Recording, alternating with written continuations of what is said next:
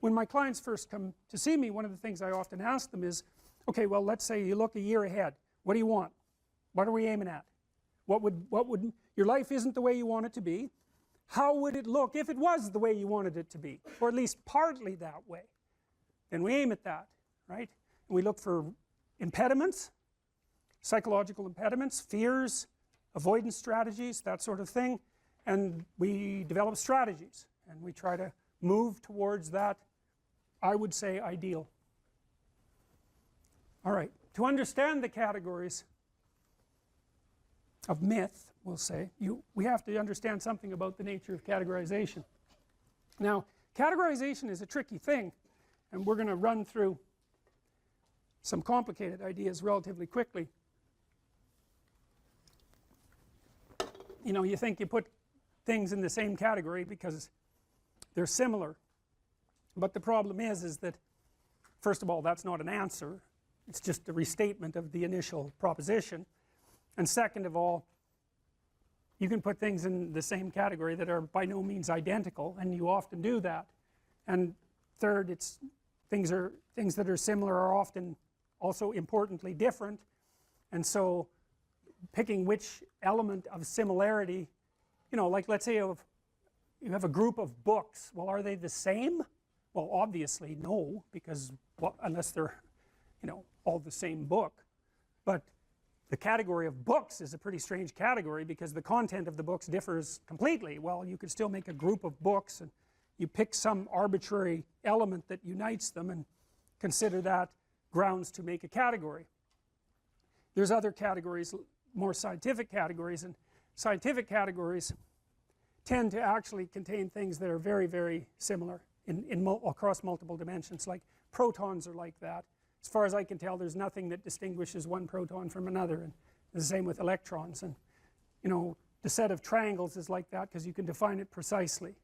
But most of the categories that human beings use aren't so neat, and the problem with that is that unless the categories are neat, like scientific categories, it's very difficult to investigate them scientifically. So for example, you might do research on a group of people with anxiety disorders, but the problem with that is that the anxiety disorder category is so heterogeneous that it's almost impossible to identify the commonalities across all the people who are in that category, and that's partly because the category isn't actually a scientific category. It's a hybrid category.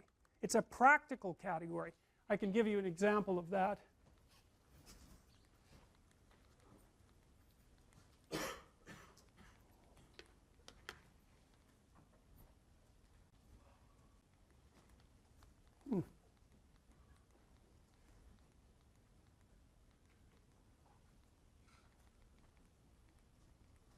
No, I can't because I must not have saved it. Anyways, many of the DSM categories, so these are categories for psychopathology, require, if you're part of that category, imagine there's 7 symptoms that you could have, or 8 symptoms that you could have that would put you in that category, like antisocial personality. 8 symptoms: you steal, you kick, you hit, you bite, you know, you're abusive. I don't remember the categories precisely, but you can be in the category if you have symptoms 2 through 5, and you can be in the category if you have symptoms 6 through 8. They aren't the same symptoms, but you're in the same category. And you think, well, how the hell can that be?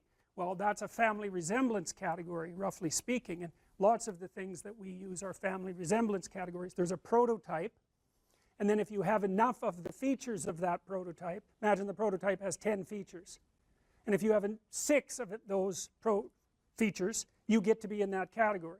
But it means that the category is actually quite diverse, and that's one of the problems that plagues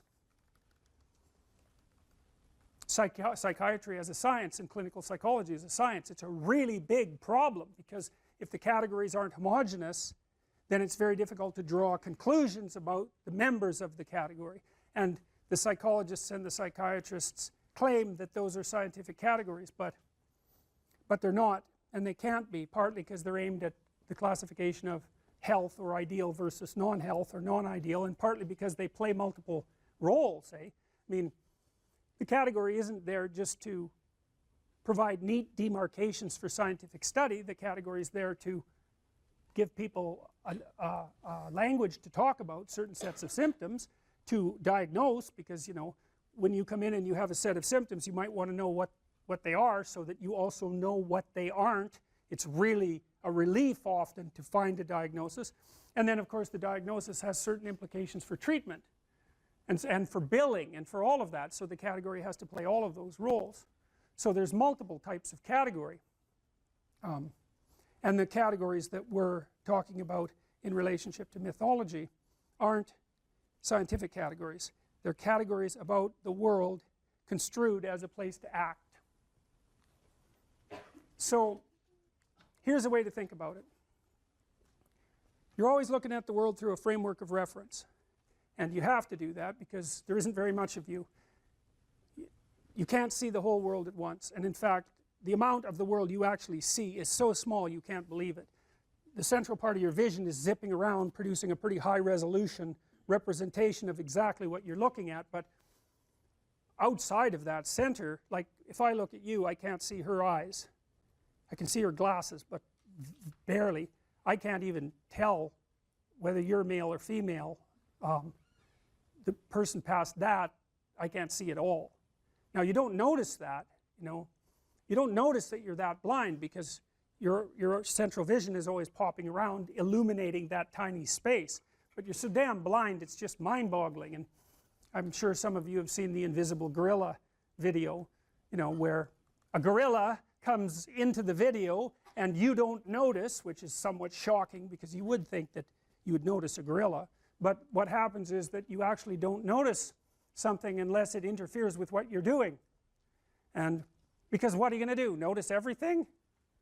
You can't do that. You can hardly notice anything. So what you do is you pick something to focus on. It's usually something that you value, because why else would you focus on it? So that means that your value system determines the direction of your perception. Bloody well think about that for a minute. That's a Buddhist idea, right?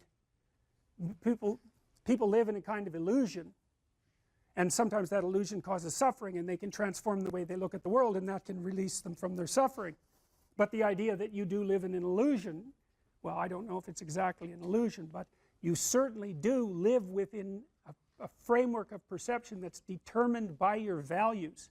Now that is so weird, you know, because we never think of the world as something that reveals itself through our values, but of course it does, because you look at what you want, you aim at what you want, and once you've aimed, the world lays itself out for you, and that's exactly how perception works. That's why I represented it this way. You're always somewhere, that's point A, and that's somewhere in some place in some time, and you always have some notion about what you want to have happen next. You know, you're going to go to the next class maybe, you've got a plan after this. In this class you have a plan, you're hoping to learn something I presume, and maybe you have a goal with regards to a grade, and that's nested inside your desire to get a degree, and that's nested inside your desire to be educated and to have a career and have a successful life. So attending to me at the moment, the reason you're doing that is because all of those values exist within you simultaneously, focusing your attention. And so you're attending to me and not to something else, assuming that all of you with your computers open aren't surfing the web, which you might be, but assuming that you're focusing, whatever you're focusing on is directed by what you value, and some of that can be unconscious. In fact, a lot of it is unconscious, because you know it's very difficult for you to get control of what you pay attention to. You know what that's like. You're trying to study, it's kind of a boring paper. Christ, your attention is just like everywhere, you know. Maybe you'll vacuum under the bed instead of doing the reading the paper, you know. You can't get a grip on that thing, so your attention has an autonomy. And that's another psychoanalytic idea, you know, because you kind of think, well, you're in control. It's like, really? You ever try telling yourself what to do? How does that work for you? I'm going to go to the gym 3 times a week. Right, sure you are. Yeah, I'm going to quit eating sugar for a month. It's like, how long does that last? It's like 15 minutes, and you're eating like 3 chocolate bars. If you encounter an entity and you can map it at every single level of your value hierarchy, then it's known. you know how to interact with it at a micro level, and you know what its implications are for every other level of your conceptual being. You know what its implications are for the future. Like, you know exactly how to deal with that thing. It's mapped at every single level. There's other things that are only mapped at one level and not at others. So maybe, you know, like the mouse, we'll say, for the child who's never seen a mouse, it's like it shares some commonalities with objects that the child is familiar with. But there's sufficient novelty so that it's also contaminated with the unknown. And that makes the child basically alert, semi-startled and alert. Now, the child will immediately refer to an adult. It's a technical term, actually. They'll look at the adult's face because the adult's face will broadcast the motivational and affective significance of that event. And so the child looks, references, and then reads off the face, and of course the speech and the bodily actions, exactly what that thing signifies, you know. And then if the person that they're looking at jumps up on the table and screams, then that's one set of meanings, which is, God, this thing is magical, it's only this big, and look at what effect it has on, you know, my aunt, for the sake of argument, who's, you know, a pretty competent preacher, as far as I can tell, being 2 years old. You know, and then if she just dismisses it, you know, her actions are going to determine the meaning of that phenomenon. So that's how the transformation of the semi-known thing into the more known thing occurs. It occurs almost always in a social context. You can explore things by yourself, but you rarely actually do that by yourself. It's almost always you plugged into a social apparatus, you know. So you might be doing the specific investigating, but the social apparatus is around you so that you can confer with it, and it also shapes the way that you're going to interact with that specific thing. Okay, so the unknown, that's generally, the unknown that you encounter, that's generally characterized using feminine symbolism. And I think the reason for that, there's a bunch of reasons, and we've talked about many of them. One reason is because females do the sexual selection in human beings, and so they act as the face of nature. Another reason is that you can think of new possibility always emerging out of the non-cultural background in some sense, you know. So, for example, let's say that we send an expedition to Mars, and we're gathering new information as a consequence. The reason we're gathering new information is because we've gone out past the domain of our knowledge, in a sense, and we're interacting with something new. And in that interaction, new information is generated. Now, you can say that it's partly the act of the perceiver that's generating the new information, and you could say that it's partly the act of the culture, because we send robots to Mars, let's say, which is very, very difficult. So the culture goes there, but the individuals are observing. So the individuals are buttressed by the culture, but they're generating information because they're somewhere truly new. And so the information, you know, the unknown is a constant source of new information. So it's the place that gives birth to new information. And so that's another part of the reason that it seems to be symbolized in feminine form. You know, I'm just taking this in some sense as an empirical fact. I've looked at, it looks like that's how these stories work. And so I'd be trying to puzzle out why exactly that would be the case. You know, I also think it's the case that we tend to look at the world from a social cognitive perspective, right? We filter it through a social cognitive biological apparatus. And so we're very likely to see things in character form, and characters have sexes. And so that's going to happen. And then the attributes of femininity or the attributes of masculinity that get used as symbolic reference, in some sense, there's an arbitrariness about it. So, for example, for the Egyptians, you know, usually you have a sky god, but they had a sky goddess. Now, she generally represents the night sky, which is not exactly the same thing as the day sky. But, you know, you have to, it's so tricky because you have to look at the relationships between the characters in order to decide what all of them mean. And that shifts a little bit from story to story. So this is what would you say? It's an approximation of the underlying structure, but there's a fair bit of variance in it, just like there's variation in stories. So, well, the feminine element has a destructive element and a creative aspect. And you can see that people characterize their environments in that way. So for example, you can map on environmental beliefs onto this structure. You can say that the environmentalist portrays nature as positive, portrays culture as negative, and portrays the individual as negative. And the basic story is rampaging individual as member of rapacious culture invading the pristine landscape of beautiful Mother Nature. Now, the thing about that story is it's true. The problem with the story is it's half true. Now, so for example, one thing that's interesting to conceptualize is that that's exactly the opposite of the frontier myth.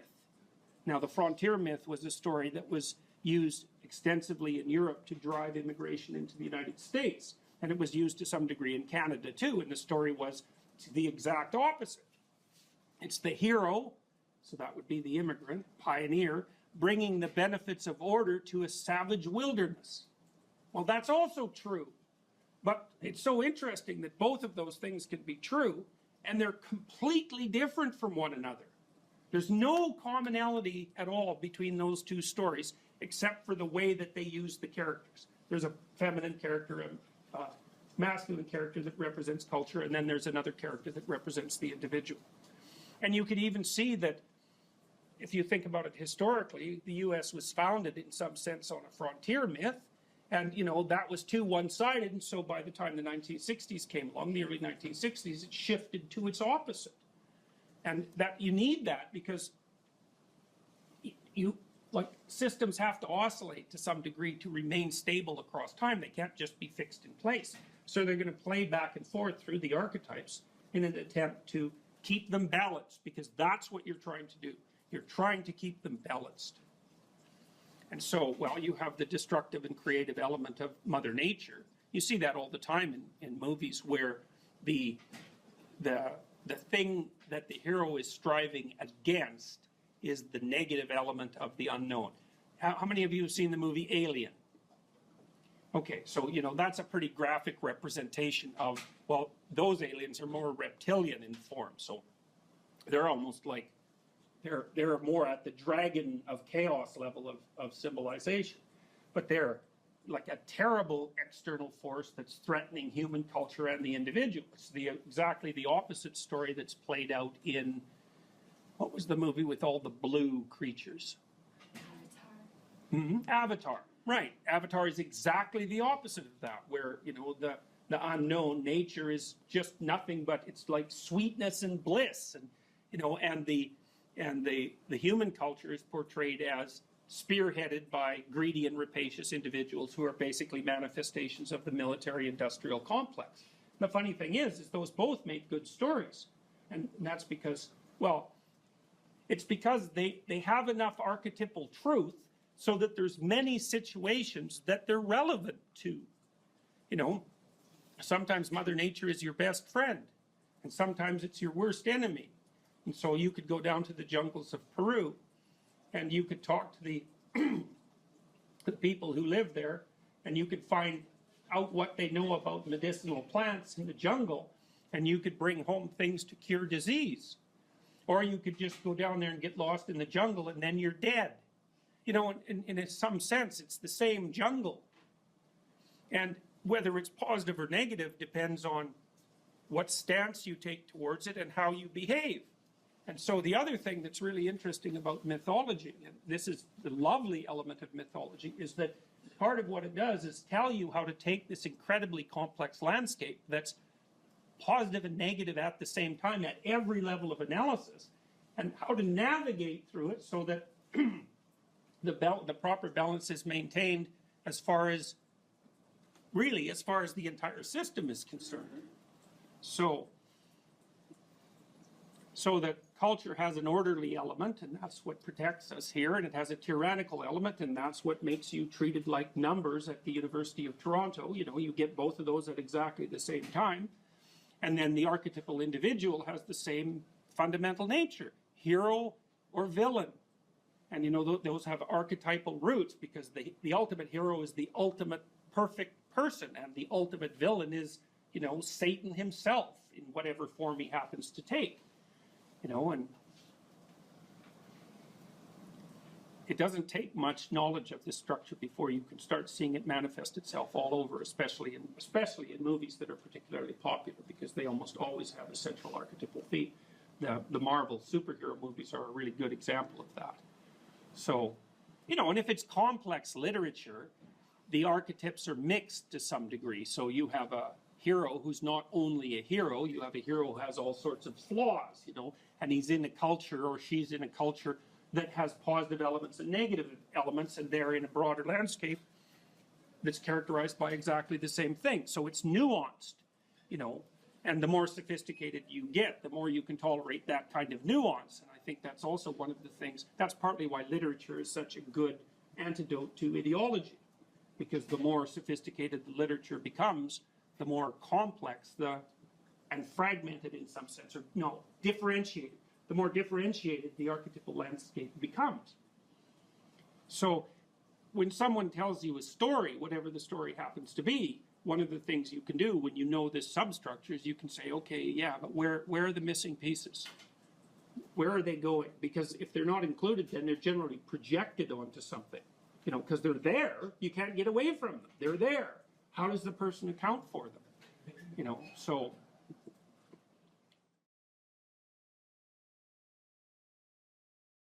So imagine you're dealing with someone who's hoarding. Now, people who are hoarding are often older or neurologically damaged, or they have obsessive compulsive disorder.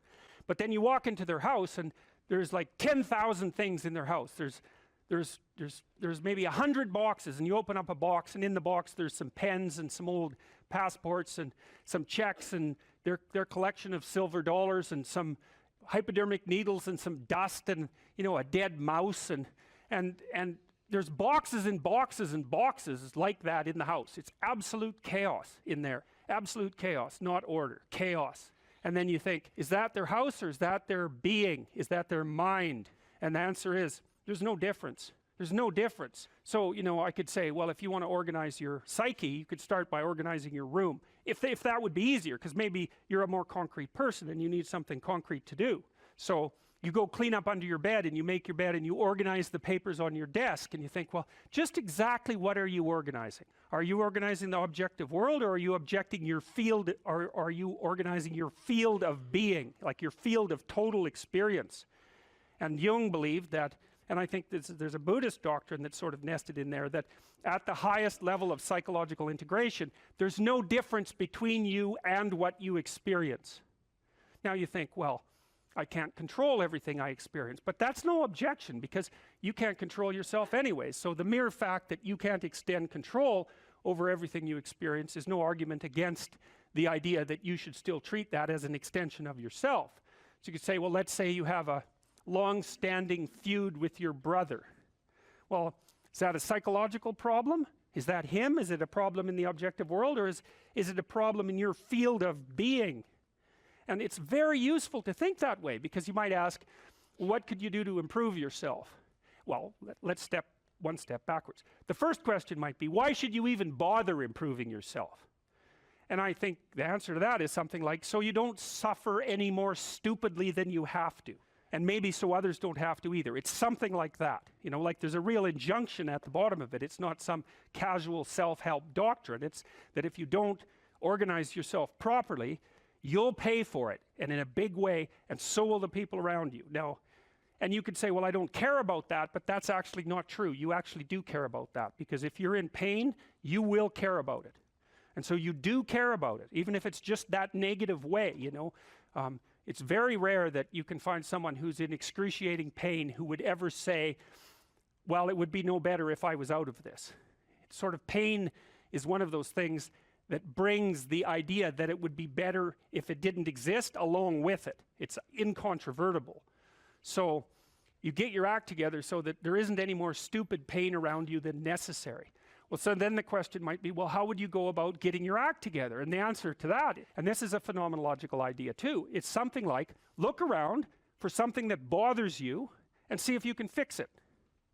So now you think, well, let's say you go into you can do this in a room. It's quite fun to do it just when you're sitting in a room, like a room, maybe your bedroom. You can sit there and just sort of meditate on it and think, okay, if I wanted to spend 10 minutes making this room better, what would I have to do? And you have to ask yourself that, right? It's not a command, it's like a genuine question.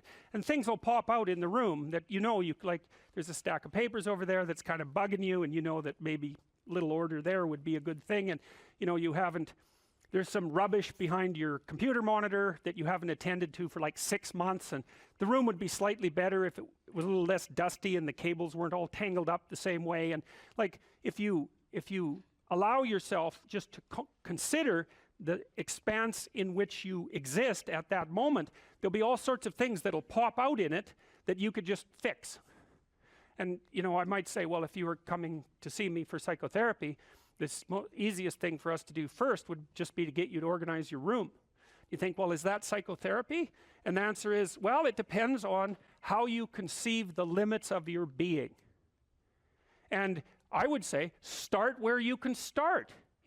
If something announces itself to you, which is a strange way of thinking about it, as in need of repair, that you could repair, then hey, fix it. You fix 100 things like that, your life will be a lot different. I often tell people too, fix the things you repeat every day, because people tend to think of those as trivial, right? You get up, you brush your teeth, you have your breakfast, you have your routines that you go through every day. Well, those probably constitute 50% of your life, and people think, well, they're mundane, I don't need to pay attention to them. It's like, no, that's exactly wrong. The things you do every day, those are the most important things you do, hands down. All you have to do is do the arithmetic.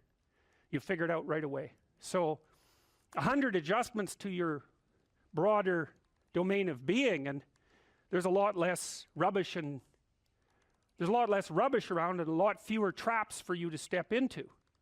And so that's in keeping with Jung's idea about erasing once you've got your mind and your emotions together, and once you're acting that out, then you can extend what you're willing to consider yourself and start fixing up the things that are part of your broader extent. Now, sometimes you don't know how to do that. So you might say, imagine you're walking down Bloor Street and there's this guy who's like alcoholic and schizophrenic and has been on the streets for 10 years. He sort of stumbles towards you and, incoherently mutters something. That's a problem. And it would be good if you could fix it, but you haven't got a clue about how to fix that. You just walk around that and go find something that you could fix, because if you muck about in that, not only is it unlikely that you'll help that person, it's very likely that you'll get hurt yourself. So, just because while you're experiencing things announce themselves as in need of repair, doesn't mean that it's you right then and there that should repair them. You have to have some humility. You don't walk up to a helicopter that isn't working and just start tinkering away with it. You have to stay within your domain of competence. But most of the time, if people look at their lives, it's a very interesting thing to do. I like the idea of the room, because you can do that at the drop of a hat. You go back to where you live and sit down and think, okay, I'm going to make this place better for half an hour. What should I do? And you have to ask, and things will just pop up like mad. And it's partly because your mind is a very strange thing. As soon as you give it a name, a genuine aim, it'll reconfigure the world in keeping with that aim. That's actually how you see to begin with. And so if you set it a task, especially, you have to be genuine about it, which is why you have to bring your thoughts and emotions together, and then you have to get them in your body so you're acting consistently. You have to be genuine about the aim, but once you aim, the world will reconfigure itself around that aim, which is very strange. And it's technically true. The best example of that, you have all seen this video where you watch the basketballs being tossed back and forth between members of the white team versus the black team, and while you're doing that, a gorilla walks up into the middle of the video and you don't see it. It's like, if you thought about that experiment for about 5 years, that would be about the right amount of time to spend thinking about it, because what it shows you is that you see what you aim at. And that, man, if you can get one thing through your head as a consequence of even being in university, that would be a good one. You see what you aim at.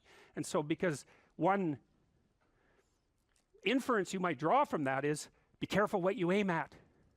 right? What you aim at determines the way the world manifests itself to you.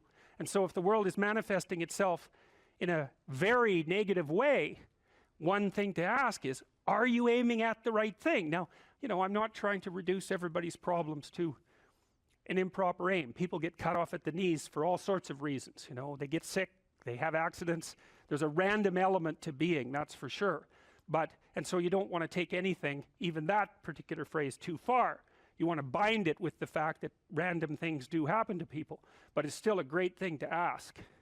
Okay, so Rogers was a phenomenologist, and he was interested in, he didn't start his philosophy from the perspective of subject versus object, or from the idea of psyche, like sort of inside you, your mind with its layers. That's not how he looked at it. And so let's go through, well, I'll introduce you to Rogers. I think and then we'll talk about it more next time. I'm going to start though with something that I learned from him that I think was of crucial importance, and so we'll set the stage for the further discussion with this, and I'm going to read it to you. Assuming a minimal mutual willingness to be in contact and to receive communications, we may say that the greater the communicated congruence of experience, awareness, and behavior on the part of one individual, the more the ensuing relationship will involve a tendency towards reciprocal communication with the same qualities, mutually accurate understanding of the communications, improved psychological adjustment and functioning in both parties, and mutual satisfaction in the relationship. It's quite a mouthful. What does it mean? Assuming a minimal mutual willingness to be in contact and to receive communications. Okay, we're having a conversation. I'm deciding I'm going to listen to you, right? That's different than how people generally communicate, because usually when they communicate, they're doing something like, okay, we're going to have a conversation and I'm going to tell you why I'm right and I'll win if you agree. Or maybe you're having a conversation where, I don't know what you're trying to do. Maybe you're trying to impress the person you're talking to. So you're not listening to them at all. You're just thinking about what you're going to say next. Okay, so that's not this. This is, you might have something to tell me. And so I'm going to listen on the off chance that you'll tell me something that would really be useful for me to know. And so you could think about it as an extension of the Piagetian, you know, Piaget talked about the fundamentally important element of knowledge being to describe how knowledge is sought, the process by which knowledge is generated. Well, if you agree with me and I find that out, I know nothing more than I knew before. I just know what I knew before. And maybe I'm happy about that because, you know, it didn't get challenged. But I'm no smarter than I was before. But maybe you're different than me, and so while I'm listening to you, you'll tell me something I don't like. Maybe it's something I find contemptible or difficult, whatever. Maybe you'll tell me something I don't know, and then I won't be quite as stupid. And then maybe I won't run painfully into quite as many things. And that's a really useful thing to know, especially if you live with someone and you're trying to make long-term peace with them, is they're not the same as you. And their way they look at the world and the facts that they pull out of the world aren't the same as your facts. And even though you're going to be overwhelmed with the proclivity to demonstrate that you're right, it is the case that two brains are better than one. And so maybe 9 of the 10 things they tell you are dispensable, or maybe even 49 out of 50, but one thing, all you need to get out of the damn conversation is one thing you don't know. And one of the things that's very cool about a good psychotherapeutic session is that the whole conversation is like that. All you're doing is trying to express the truth of the situation as clearly as possible. That's it. And so now Rogers' proposition, and I'll tell you why he derived it, was that if you have a conversation like that with someone, it will make both of you better. It'll make both of you psychologically healthier. So there's an implicit presupposition that the exchange of truth is curative. Well, that's a very cool idea. I mean, it's a very deep idea. I think it's the most profound idea. It's the idea upon which Western civilization, although not only Western civilization, is actually predicated. The idea that truth produces health. But for Rogers, that was the entire purpose of the Psychotherapeutic Alliance. You come to see me because you want to be better. You don't even know what that means necessarily, neither do I. We're going to figure that out together. But you come and you say, look, things are not acceptable to me, and maybe there's something I could do about that. So that's the minimal precondition to engage in therapy. Something's wrong, you're willing to talk about it truthfully, and you want it to be better. Without that, the therapeutic relationship does not get off the ground. And so then you might ask, well, what relationships are therapeutic? And the answer to that would be, if you have a real relationship, it's therapeutic. If it isn't, what you have is not a relationship. God only knows what you have. You're a slave, they're a tyrant, you know, you're both butting heads with one another. It's a primate dominance hierarchy dispute. Oh, I don't know, you're like two cats in a barrel, or two people with their hands around each other's throats. But what you have is not a relationship. So, all right. We may say that the greater the communicated congruence of experience, awareness, and behavior on the part of one individual, that's a reference to the same idea that I was describing with regards to Jung. So let's say you come and talk to me and you want things to go well. Well, I'm going to have to more or less be one thing, because if I'm all over the place, you can't trust any continuity in what I say. There's no reason for you to believe that I'm capable of actually telling you, I'm capable of expressing anything that's true. So the truth is something that emerges as a consequence of getting yourself lined up and beating all the, what would you call, all the impurities out of your soul.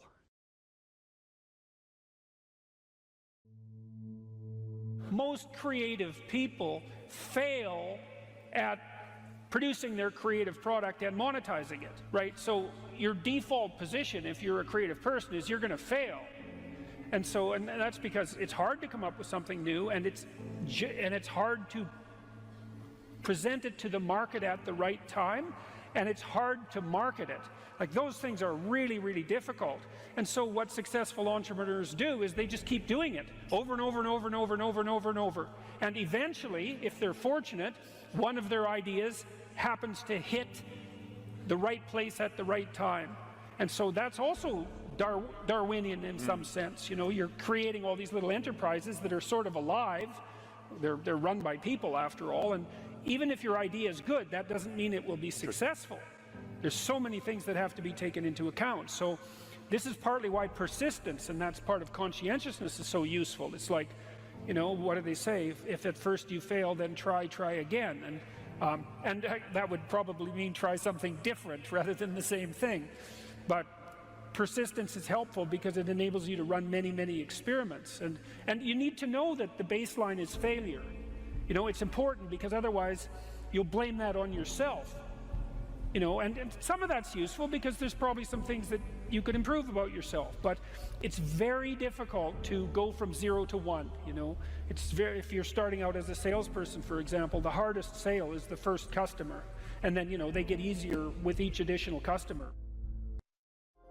You got to know that there are differences in intelligence. It's really important. If you go into a job and you're not smart enough for that job, you're going to have one bloody miserable time.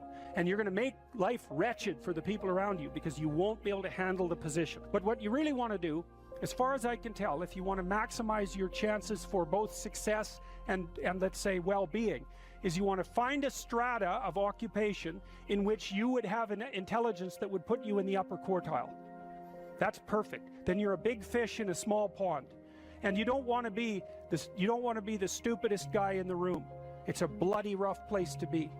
So, and you probably don't want to be the smartest guy in the room either, because what that probably means is you should be in a different room.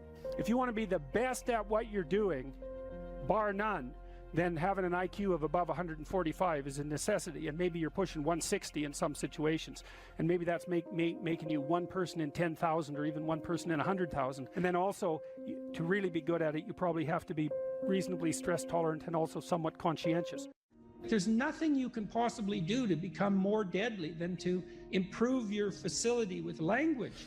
And the way you do that is by reading, especially great things, and by writing, and by thinking, and by speaking, for that matter. But how could that not be viewed as absolutely central to what education is about? You want to be inarticulate and stumble over everything that you try to think and communicate? Yeah. How are you going to get anywhere? You don't even know who you are under those circumstances. You're this massive feeling that's expressing itself, you know, maybe in violence because you can't find the words, and you stumble around and bump into things, and you're clunky and dull, and you're not witty, you don't sparkle. It's from the uphill climb that we derive our value, and I mean this technically. So almost all the positive emotion we feel, especially the emotion that fills us with enthusiasm, and that's experienced in relationship to a goal. And so in some sense, you want a goal that you can never attain. So you can always move closer to the goal that recedes as you move towards it. You think, well, that's frustrating. It's like Sisyphus pushing the rock uphill. But it's not, because as you pursue that goal, you put yourself together and your life does get better and richer and more abundant. And that's why the highest levels of virtue and goal are in some sense transcendent. You want them to be above everything you're doing so you can continually move towards something that's more sublime and better. That's what you are. You're here to live, not to sleep. And the problem with the vision of Mai Tais on the beach is that, well, first of all, that's a vision of drug-induced unconsciousness. Second, it's only going to work for about a week. Third, you're going to be a laughingstock in a month and depressed and aimless and goalless. That's not, you want a horizon of ever expanding possibility. And so it does happen to people because they've staked their soul on the attainment of an instrumental goal. And it can be a pretty high order goal, but then you think, now I'm there, now what? Well, the answer can't be, well, I'm going to live in the lap of luxury and never have to leave what do you want to be, a giant infant with a gold bottle? You never have to do anything but lay in your back and suck. It's like, you see the problem with that as a conceptualization. It's no, you want to be like an active warrior moving uphill with your sword in hand. And that's dynamic, that's exciting. One of the rules, I think it's rule 4, is compare yourself to who you were yesterday and not to who someone else is today. And see, that's a game you can win. The possibility that you can make yourself slightly better on a continual basis is, I think that's something that's accessible to everyone. I think that's equivalent to leading a virtuous life. And there is something to be said for virtue and truth, you know, and that is one thing. Another thing that I've noticed about people who've been phenomenally successful is that they really do everything they can to live a truthful life. And you can get a bloody long ways by being honest. Lay a disciplinary structure on yourself, get the chaos in check, and then you can move towards a state that's freer, because it's discipline first. Like, look, if you're going to become a concert pianist, there's going to be several thousand hours of extraordinarily disciplined practice. That's the imposition of order on your potential, let's say. But what comes out of that is a much grander freedom. And so virtually every freedom that you have in life that's true freedom is purchased at the price of discipline. But it's not some casual self-help doctrine. It's that if you don't organize yourself properly, you'll pay for it, and in a big way, and so will the people around you. And I would say, start where you can start. You know, if something announces itself to you as in need of repair, that you could repair, then, hey, fix it. You fix 100 things like that, your life will be a lot different. Now, I often tell people too, fix the things you repeat every day, because people tend to think of those as trivial. You get up, you brush your teeth, you have your breakfast, you know, you have your routines that you go through every day. Well, those probably constitute 50% of your life. And people think, well, they're mundane, I don't need to pay attention to them. It's like, no, that's exactly wrong. The things you do every day, those are the most important things you do, hands down. People are afraid of the truth because often if you reveal it, it causes conflict in the moment. Telling the truth is definitely an adventure. Seeking for sure, but also telling. Another way of going about it is to just say what you think and see what happens. That's an adventure because you don't know what the outcome is going to be. So look, there's this old idea that it's necessary to have faith in the truth. And so here's a way of thinking about that. Someone asks you a question and you might think, well, here's the outcome I want, and so here's how I'm going to answer that question. So that's one way of approaching it. But another way of approaching it is, you ask me a question, I'm going to think about the answer, and I'm just going to tell you what I think. And it doesn't matter what the outcome is, because I'm willing to see what the outcome will be, predicated on the idea that there isn't a better outcome than the one that truth produces. Even if it's harsh and terrible in the short term, and sometimes it is, it's like there isn't a better way of doing it. Now, You might say, well, how do you know that? And the answer is, well, I don't know that. That's why it's an article of faith, because I believe, and I believe this deeply, the being that you produce as a consequence of telling the truth is good by definition, even though it's harsh and often uncomfortable, because you get in trouble. One of the things that I've really learned recently, or learned to articulate better, is that there's a very tight relationship between aspiration and responsibility. The first question might be, do you need to aspire to something? And the answer is, well, yes, because you have to do something. You can't, if you just sit there, you'll die. You can't just sit there. You have to go act out in the world. Okay, so act towards what? Well, that's whatever your aspiration is. You have to have an aim. Okay, well, what should the aim be? Well, it should be something worth doing, let's say. Why do something that you don't feel is worth doing? What do you think's worth doing? Well, if you watch other people and you judge when they're doing something worthwhile, you usually judge them positively if you see that they're taking responsibility, at least for themselves. What, do you want to be completely useless so other people have to take care of you? That's pretty pathetic. And maybe you could get your act together so you're taking care of yourself and your family. And maybe you could even do better than that and take care of yourself and your family and your community. Well, good for you. That's responsibility, and that's an aim. Well, here's one of the things that's cool about that, is that your life doesn't have meaning without aspiration or an aim. Okay, so you need a hierarchy of values. There's got to be something at the top. It's got to be something important. If you don't have that, your life doesn't have any meaning. So if you criticize the hierarchy, or even the idea of hierarchy, you destroy the idea of aspiration, and then people have nothing. Well, that's not helpful. People are built for a struggle, and they're built for a weight, and you want to take on a heavy burden voluntarily. See if you can put yourself together. See what you can do out in the world while you're waiting to die. It's an all-in game. It better be worthwhile.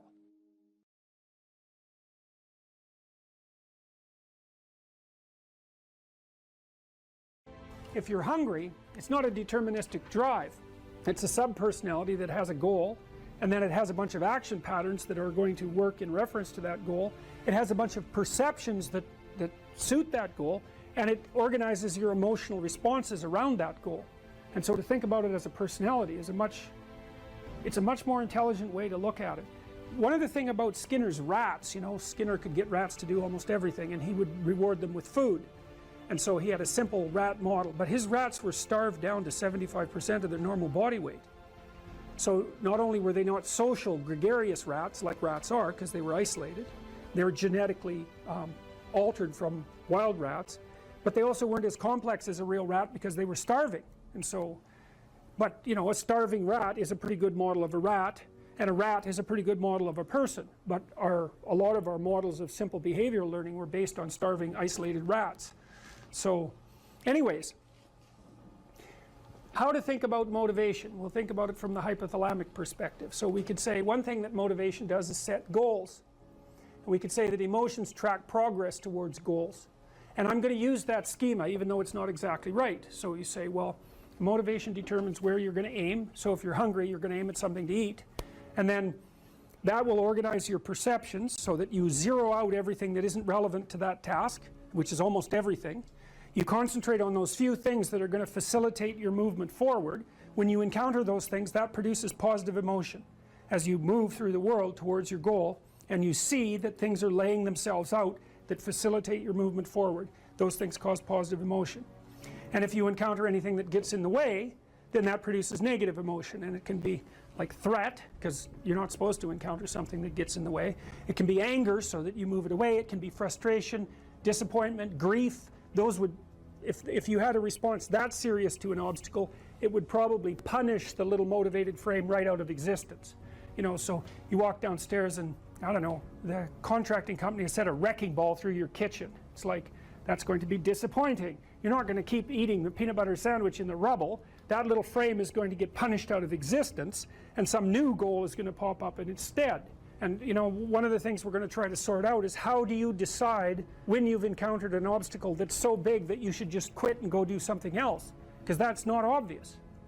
And you can get into counterproductive persistence pretty easily. So we don't know how people solve that problem. It's a really complicated one. So anyways, we're going to work on that scenario.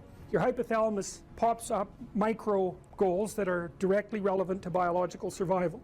That produces a frame of reference. So it's not a goal, it's not a drive, and it's not a collection of behaviors. It's a little personality. and the personality has a viewpoint, it has thoughts that go along with it, it has perceptions, it has action tendencies, all of that. You can see this in addiction, most particularly. So one of the things that you find often with people who are alcoholic is they lie all the time. And that's because when they've built a little alcohol dependent personality inside of themselves, or a big one, maybe it's 90% of their personality, and one of the things that consists of is all the rationalizations that they've used over the years to justify their addiction to themselves and to other people. And so the addiction has a personality, you know, and so when the person is off, or maybe they're addicted to meth or something like that, where, you know, the addiction is more, it's more short-term powerful, than I would say, than an alcohol addiction. They'll say anything, and the words are just tools used to get towards the goal. And if they happen to be deceptive, whatever, it doesn't matter. They're just practical tools to get towards the goal. And then when you get towards the goal and you take a nice shot of meth or something like that, you reinforce all those rationales that you used to get the drug, and then the next time you're even a better deceiver and liar. So okay, so we're going to say motivations, one way of thinking about it is they set goals, but it's not the right way of thinking about it. They produce a whole framework of interpretation. And so we're going to think about that framework of interpretation. And then emotions emerge inside of that. So that's it. So the world is framed, motivation set goals. You could say the world has to be framed. So motivation sets that frame. Goals, emotions, perceptions, and actions. And then actions track progress. So positive emotion says you're moving forward properly towards your goal. And if you encounter something you don't expect, you stop. That's anxiety. It's like, oh, we're not where we thought we were. And so we don't know what to do, so we should stop, because we don't know where we are or what we're doing. Stop, frozen. And then the more powerful negative emotions like pain, they might make you get out of there. So emotions, forward, stop, reverse. That's your emotions within that motivated frame. So, and that's another example of how your mind is embedded in your body. Your emotions are like they're offshoots of action tendencies. That's the right way to think about it, because action is everything fundamentally. So what are some basic motivations? Most of these are regulated by the hypothalamus, by the way, and that tells you just how important a control system it is. The other thing that's useful to know about the hypothalamus is that it has projections going up from it that are like tree trunks, and inhibitory projections coming down that are like grapevines. So you can kind of control your hypothalamus as long as it's not on too much, but if it's on in any serious way, it's like it wins. So partly what you do to stop yourself from falling under the dominion of your hypothalamus is to never ever be anywhere where its action is necessary, right? You don't want to go into a biker bar, because you might find yourself in a situation where panicked defensive aggression is immediately necessary. You probably don't want that. You don't want the panic, you don't want the terror, you don't want the frenzied fight, you don't want any of that. You don't want to have to run away in absolute panic. So you just don't go there. And a huge part of how we regulate our emotions is just by never going anywhere where we have to experience them. And so that has very little to do with internal inhibitory control, and everything to do with staying where you belong. So, okay, so basic motivations: hunger, thirst, pain. Pain is not regulated by the hypothalamus. That's a different circuit. Anger / aggression, thermoregulation, panic and escape, affiliation and care, sexual desire, exploration, play. And you can kind of break those in. You can kind of break those into the classic Darwinian categories too, and say, well, there's a set of motivations that go along with self-maintenance. That'd be your survival. Ingestive and defensive. See, I've sort of coded them there. So the self-maintenance, there's an ingestive set of basic motivations that go with self-maintenance. You say that's hunger, thirst. There's a set of defensive motivations: pain, anger, thermoregulation, panic, and escape. And then there's motivations that are associated with reproduction: affiliation, care, and sexual desire. And then I put exploration and play sort of outside of that. I would say because those two things serve both of these approximately equally.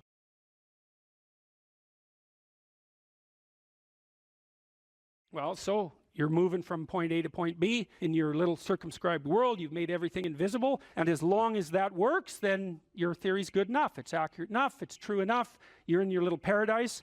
But if something comes up and objects, well, that's where your character is tested fundamentally. That's the character test. It's like, what do you do with messages of error? And that's a tricky issue. Okay, so here's a solution to that. here's what not to do.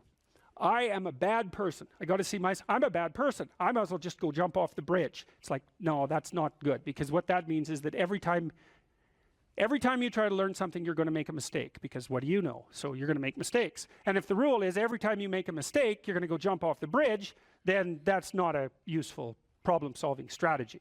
And so when you make a mistake, you don't get to beat yourself to death with a club.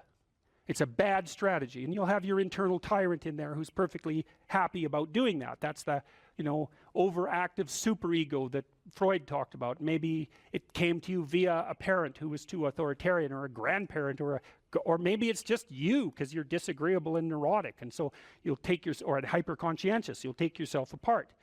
Well, you've got a problem. Something has objected to you. Then the question is, well, what does that mean? Well, maybe you're not looking at the world right. Maybe your goals are wrong. Maybe you're not acting properly. It's okay. So the question that arises when an obstacle emerges is, which part of this structure needs attention? And the first answer can't be all of it, which is why when you're arguing with someone in an intimate relationship and you're angry at them and you want to win, which is a big mistake, you want to win, you say, well, this is what you're like. Here's another 10 examples of how you've done that in the past, and I can enumerate more of them if you'd like. And so that's actually what you're like, and I've tried fixing you and it didn't work, and so it looks like you're going to be like that up into the future. And you're basically saying to them, well, you're a bad person, and the only thing they can do is either collapse or punch you. And punching you is actually better than collapsing. You know what I mean? It's such a counterproductive way of arguing. You don't leave the person any out. And so maybe, well, they're civilized, so it doesn't get physical. Well, maybe that's good and maybe it isn't. But then they end up either really not happy with you in a way that they will manifest the first possible opportunity they get, or they have to go off in the corner and cringe. It's like, great, you won. It's like now your partner's either hates you or is cringing. It's great. That's a real good victory, man. Rack up about 100 victories like that and you'll be in divorce court and spending $250,000 while being miserable about it. Yeah. So anyway, something objects to you and you think, okay, well, I need to take myself apart, right? Because there's a piece that's broken somewhere, and then you might think, well, let's assume it's a little piece to begin with. That's the right mechanism. It's like, okay, you got a C-. That doesn't prove that you're stupid. Now, it implies that you might be stupid, but it doesn't, right, really, it does, and that's why you don't want to look at it. Maybe it implies that you're lazy, or implies that you're ignorant, or like it implies all sorts of terrible. Might imply that you're a bad person even. But you don't want to leap to that, and that's sort of the proclamation of innocence before guilt. Assume that you're the least amount of reprehensible and ignorant possible.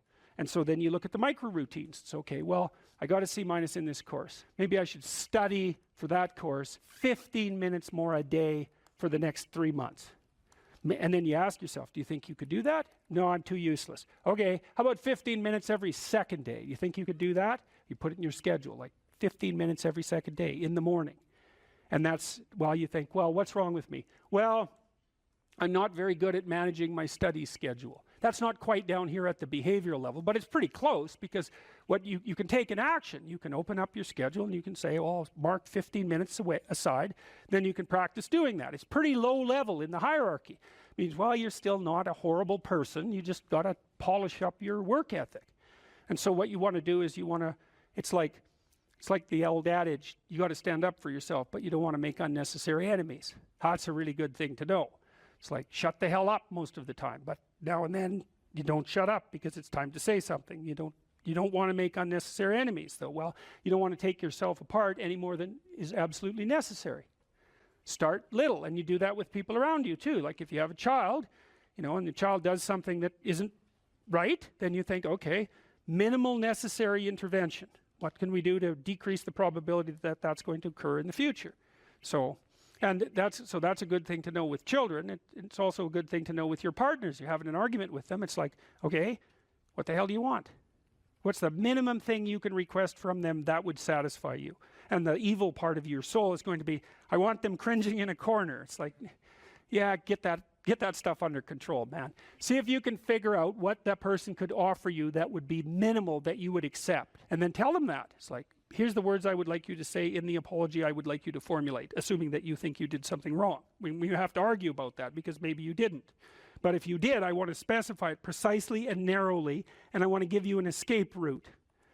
And you know, you might only be able to do it badly because you're still mad. So you apologize half-heartedly. It's like you get a pat on the head for that.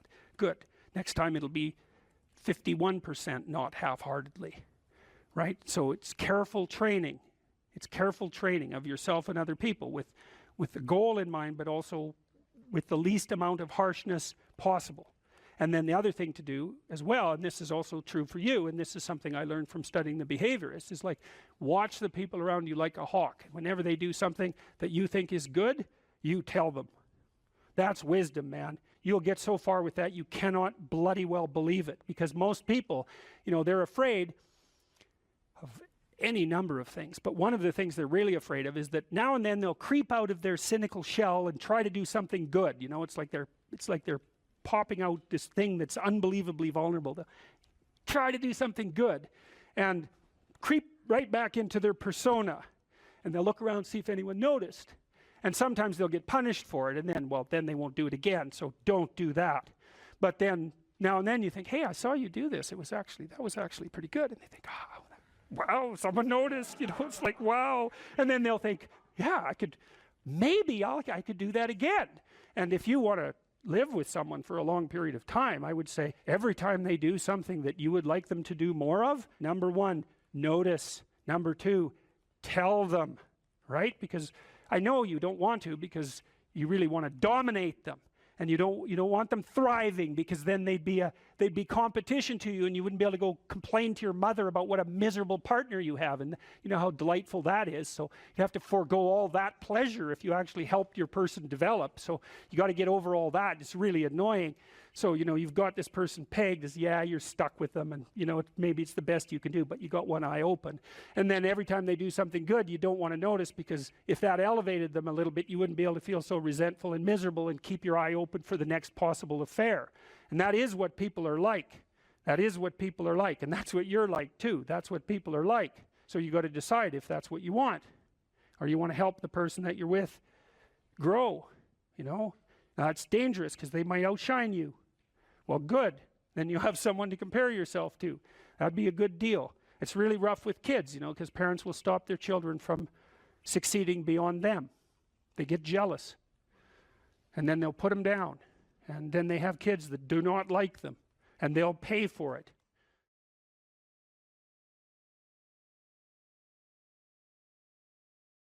I had an interesting experience the other day. I went to the keg. I go there because I have food allergies, and they're very careful with people who have food allergies. And the waiter took me to the table, and he said that he had been watching my lectures, and that's a very common experience.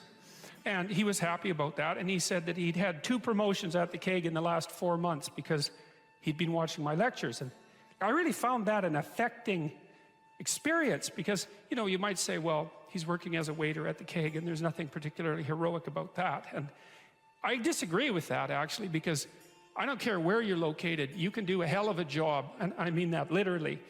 You can take whatever job you have, and you can make it a real nice little piece of absolute misery.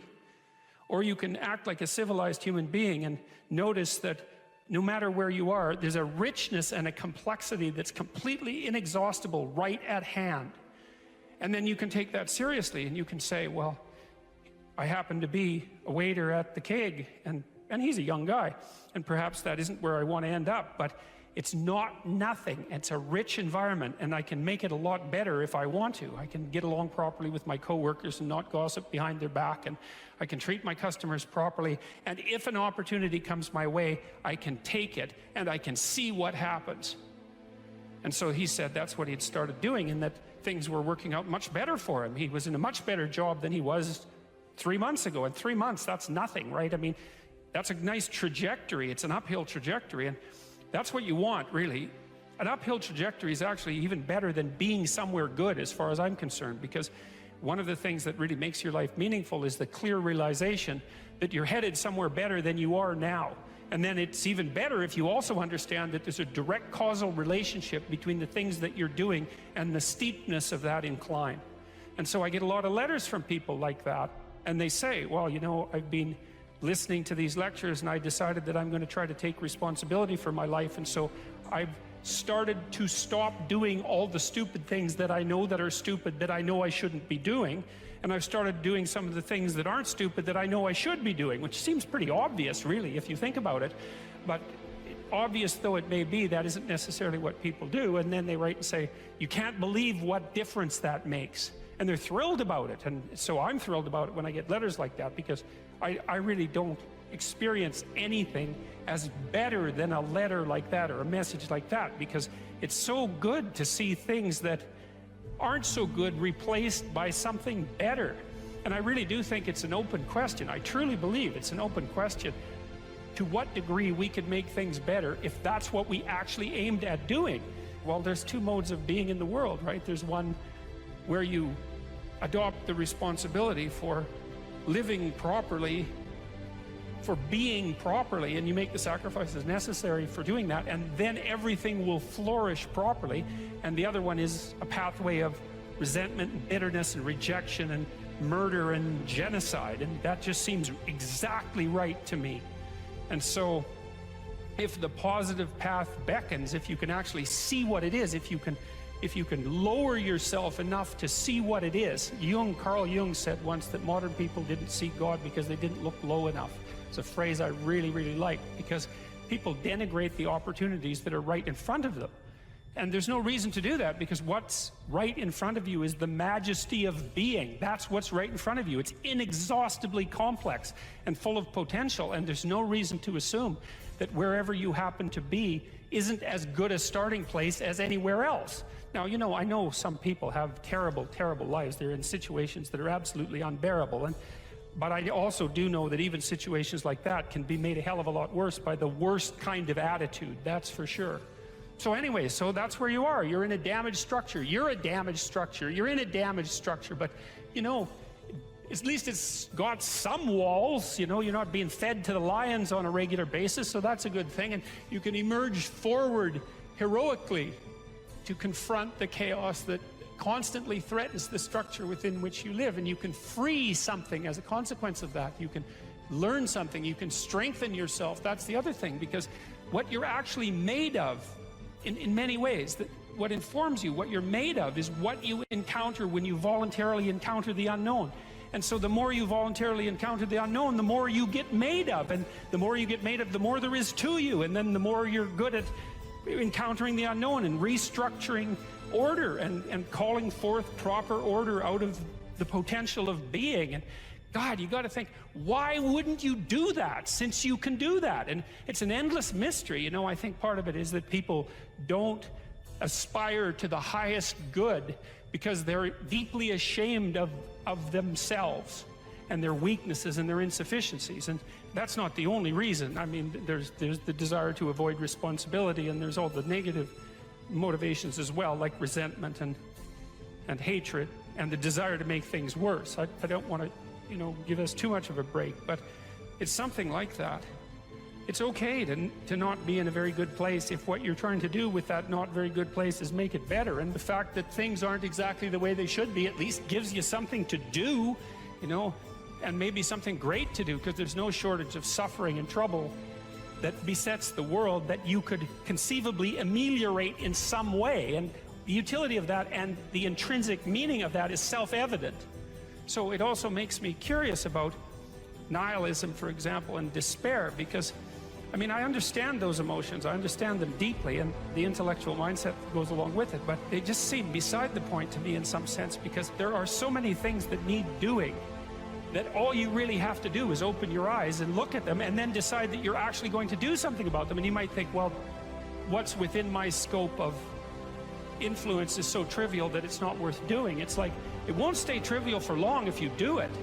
Not at all, and I don't think it's trivial to begin with. I really don't believe that anything done right is trivial. My experience in my life has been that anything I actually did paid off. It didn't pay off necessarily in the way that I expected it to pay off. That's a whole different story. But if it was genuine commitment to do something, even if it went sideways and the outcome was really something other than what I expected, the net consequence over time was nothing but good.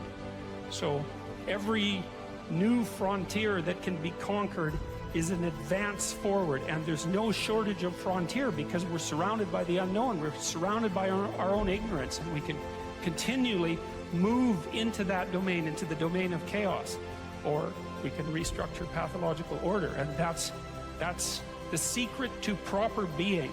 And so then you encounter chaos that way, you know, and then you can regard yourself as the sort of entity that, despite its insufficiency, has the capability to conquer chaos, despite the danger of that. That's the other thing, because the fact that you're fragile is actually a precondition for your heroism, because if you weren't fragile, then there'd be nothing heroic about doing something difficult, right? Because if you couldn't be hurt or damaged or defeated or end up in failure, then where's the moral courage in the endeavor? It has to be that the fragility is built into the courage. And so it's not a reason not to engage in it at all. In fact, quite the contrary. And so then, you know, what do? Well, you put the city back together, and maybe the way you want it, so that it's functional and efficient and beautiful, and so that people can flourish there, and flourish in a manner that makes them feel that the unbearable catastrophe of being is worth it for the experience. That's what you're aiming at. And it's not an impossibility. It's not an impossibility. And then not only that, not only do you repair the city when you do that, but you make yourself the sort of thing that continually repairs the city. And that's even better. That's the end goal, because it's not the repair of the city that's the goal. It's the transformation of yourself into the thing that continually repairs the city. And so there's just no reason for that not to happen. And the more it can happen, the better.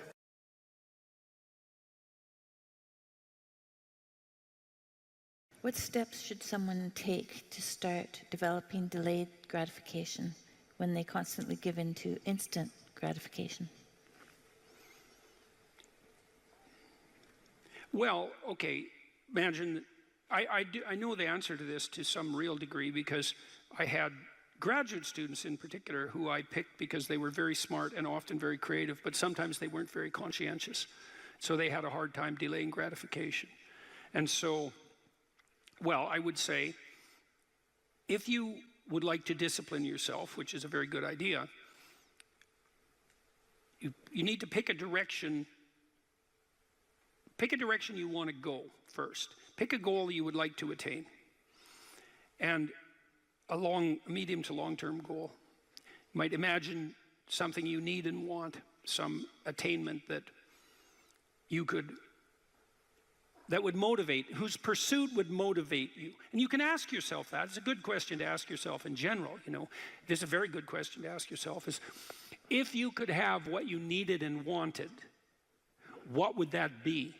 And that's a meditative question. You don't want to force an answer out of yourself. You want to ask yourself that like you would ask someone else. If I could have what I wanted, what would that look like? And you can ask yourself that in a more differentiated way. If I could have the relationship that I needed and wanted, if I could have the friendships, if I could have the job or career, if I could have the educational pathway, if I could adopt civic responsibility in an optimized manner, if I could engage in some creative enterprise, if I took care of myself properly, if I regulated my susceptibility to temptations, what would that look like if it was optimized? And then that sets you up a goal that has some motivational force. This is worth doing. And then you might find, well, you don't do it anyways. And then I would say, well, that's because you're biting off more than you can chew. The next goal is to take your goal and to fragment it into micro goals until you find a micro goal that's small enough that it still presents some challenge that you will do. And so I've become, one of the things I'm known for, I suppose, is my advice to people to clean up their rooms. And the people who think I'm their enemy laugh about that rule because of its simplicity, let's say. But the only reason they think it's simple is because they've never tried it. It's actually extremely difficult. And it was very frequently the case that, well, it's very difficult to put your room, your office, your bedroom in order. I mean, you think about your bedroom, hypothetically, let's say you're married, you share that room with someone else. Is your bedroom in order? Really? And I don't just mean, you know, is it neat? Maybe it's too neat. Maybe it's too orderly. Maybe it's too sterile. Maybe it's too bare. Maybe that characterizes your whole bloody relationship. Maybe, really, and maybe that is genuinely reflected in the state of your room, because it's very probable that that room is a microcosm of your marriage. It's highly probable. And so what that would mean is to organize that room would require the organization of your marital life, not least because if you want to put that room in order, you're going to have to negotiate with your wife about how that's going to be done. And while you're making that negotiation, even in relationship to the micro details, you're going to encounter almost everything that's wrong with your relationship. And so, you know, you might ask yourself when you walk into your bedroom, I hate this bedroom. It's like, you should really think that through. And then you need to think through what you would need to do so that you love that room, or even more complexly, so that you both loved it. Because that's a tough thing to attain, boy, because you're going to have differences in taste, you're going to have differences in orderliness. There's all sorts of things that you're going to have to negotiate in order to make that room you both inhabit jointly desirable. Anyways, you set yourself a goal, ask yourself what goal you want to set, and then break the goal down into steps that are small enough so that even someone as pathetic as you could manage them. And that requires a tremendous humility. I know it was frequently the case, for example, with my clients, that I would do an analysis of their situation in life, and let's say, just for the sake of argument, that someone was 30, living at home, in the bedroom they grew up in high school, in a complete bloody state of disorder, both moral and practical. And one of the relatively simple steps that we might agree upon with regards to moving forward is the person might think, well, you know, I'm 30, I'm really immature, I haven't taken any responsibility for my life, my mother still makes my bed and cleans up after me. It's like, well, why don't you just start with that? You know, because you're not going to just fix your life. Why don't you just try to clean up your room like you're a mature 14-year-old instead of a dreadfully dismal 30-year-old. And so, first of all, it's really hard for someone, even if they're desperate, to admit that that's necessary, right? Because it's so bloody humiliating. I mean, really, I'm so damn useless that my basic goal is going to be to clean up my bedroom. It's like, well, looks like it. And actually, it's worse than that, because then you ask the person, you negotiate with the person, they say, well, I'll try to clean up my room. Then they come back the next week and they say, I had one client, this was so funny, he's going to vacuum his rug. That was his goal for the week. He just had a child out of wedlock, and he was afraid that he was going to be a very bad father, which was a very realistic fear. And so he wanted to put himself together, you know, and so that's why he came to see me. And he lived in this squalor, and one thing we decided to do was that he could vacuum the rug, which he hadn't done for like 12 years because his mother would do it. And so it was so funny, it's so unbelievably comical. He went and got the vacuum, a stand-up vacuum, an upright vacuum, and he brought it into his room, but he didn't bring it all the way in. He put it in the doorway, leaning like this across the doorway. And then instead of vacuuming his room, he stepped over that bloody vacuum cleaner for a whole week and then came and told me that he couldn't do it. It's like, it's not surprising to me at all, because you think, well, that's such a trivial thing. It's like, if it was such a trivial thing, he'd have a clean room. It's not trivial at all. That chaos in his immediate environment was deeply emblematic of the chaos of his life. They were the same thing. And so for him to even begin the process of bringing order to chaos, which is a divine process, by the way, and the highest moral requirement, he had to be willing to face the catastrophe, the chaotic catastrophe of his life. And he hadn't done that for like 30 years. Why was he going to start that week? Just because he said he was going to? It's like, good luck. So what you do as a therapist in that situation is you just make the task smaller. until you find a task so small, but still moving forward, that the person will do. So I might have said, I don't remember the particulars of the situation, I might have said, well, do you think you can get that vacuum cleaner, do you think you could move it out of the doorway into your room? That's all you have to do this week. Do you think you can do that? And I'd say that and offer that without being contemptuous. Like, you have to be very careful about such things. And I know that this is more complicated than it looks. And I also know that the first step taken towards the domination of chaos and its transformation into order is a cardinal and difficult step. And so you can make it small, and that's fine, it'll still work. So I might say, well, just move the vacuum cleaner inside your room. And then I would also say to someone in that situation, don't do more than that. If the agreement that you've made with me and with yourself is that that's enough, abide by the contract that you've written with yourself and allow yourself to be grateful for the fact that you had the courage to take even a single step forward. And don't push your bloody luck, because maybe you'll have a brief fit and vacuum the whole rug, and then you'll be so annoyed at how you've destabilized your entire life that you'll redouble your attempts to make a mess, and the place will be more like hell than ever for 2 months. It's very probable that that sort of thing will occur if you break the contract you've set with yourself. The upside of this is, because you think, oh my God, that's so dismal, I have to start that low. It's like, yeah, probably, especially if it's a real difficult thing you're trying to sort out. You have to start as low as you are useless, and that's low.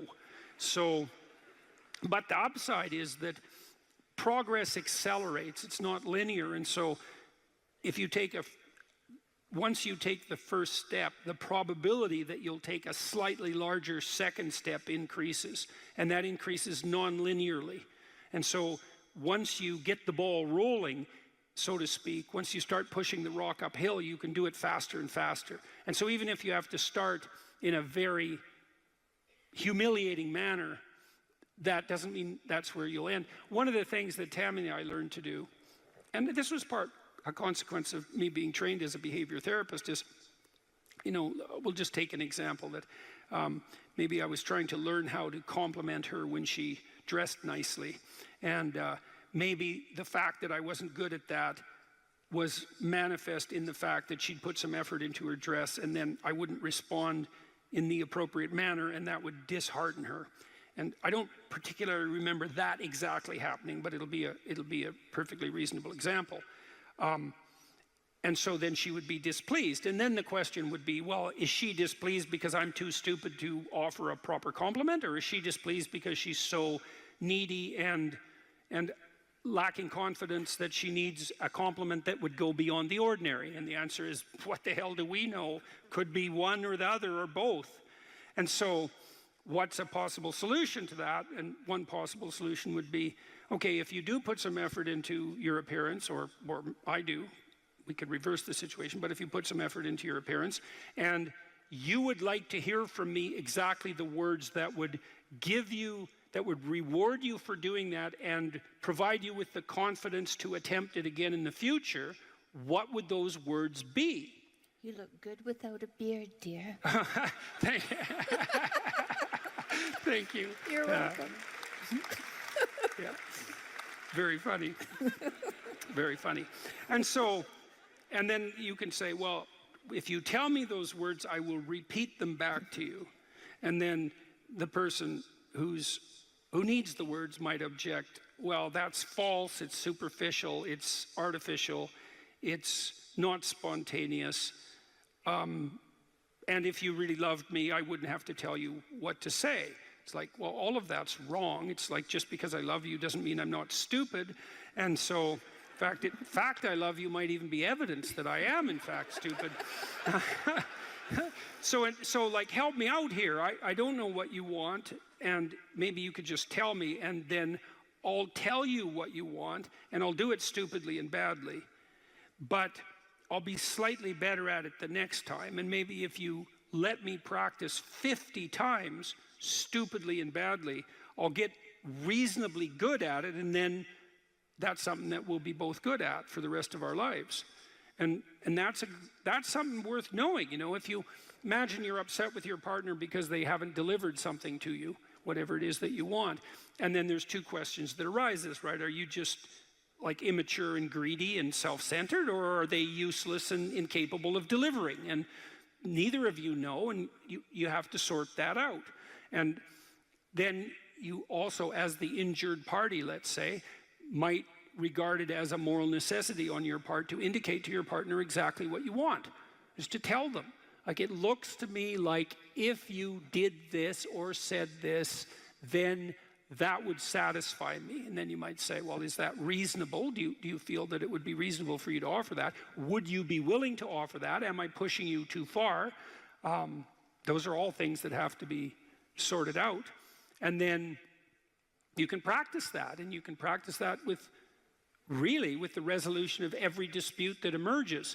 If you're willing to take to yourself the responsibility of communicating to your partner your conditions for satisfaction. It means you have to admit them to yourself too, which is also very difficult. And then you can help your partner take stupid incremental steps forward, in the direction that you'd like to see expand, and then you can get better at that. And it's unbelievably useful. You can get better at how you have dinner together, or breakfast or lunch. Those things repeat every day, so they're very important. You can get better at how you greet each other when you come home. You can get better at the routine that you fall into, let's say, when you go to bed at night or when you wake up in the morning. All these things that repeat, because that's your life, the things that repeat. You can conceptualize how you might like them to be ordered if they were undertaken in an optimal manner, and you can start incrementally moving forward to that. And you can do that by communicating what you need and want, and by carefully rewarding your partner for taking the appropriate incremental steps forward. And so if you're trying to discipline yourself, you make a goal, you break it down into micro goals, and you implement the micro goals and reward yourself for doing so. And if you do that reliably and you make that a practice, that you'll become more disciplined across time, and you'll move towards the fulfillment of your goals. And that's practically how that's the practical guide for success on that front. It's very helpful for people to hear that they should make themselves competent and dangerous and take their proper place in the world. Competent and dangerous? Mm-hmm. Why dangerous? Because it's the alternative to being weak. And weak is not good. The people who shoot up the high schools, they're weak. They're weak. How is it good to be dangerous? Because it makes you formidable. And life is a very difficult process. And you're not prepared for it unless you have the capacity to be dangerous. That doesn't mean that you should be cruel. It doesn't mean any of that. There's a statement in the New Testament, the meek shall inherit the earth. But the meek isn't well translated. It means something more like those who have swords and know how to use them but keep them sheathed will inherit the world. That's a way better way of thinking about it. You have to be powerful and formidable and then peaceful, in that order. And that's not the same as being naive and weak and harmless, which is what young men are being encouraged to be. It's like, that's a very bad idea. It's a very bad idea. Because naive, weak, and harmless means that you can't withstand the tragedies of life. You can't bear any responsibility. You'll end up bitter. And when you get bitter, then you get dangerous. But one thing I'm not getting, there's a big difference between letting people do something for themselves and saying men should be dangerous. By dangerous, that implies I should be ready to threaten someone, to hurt somebody. No, you should be capable of it. But that doesn't mean you should use it. There's nothing to you otherwise. Like, if you're not a formidable force, there's no morality in your self-control. If you're incapable of violence, not being violent isn't a virtue. People who teach martial arts know this full well, right?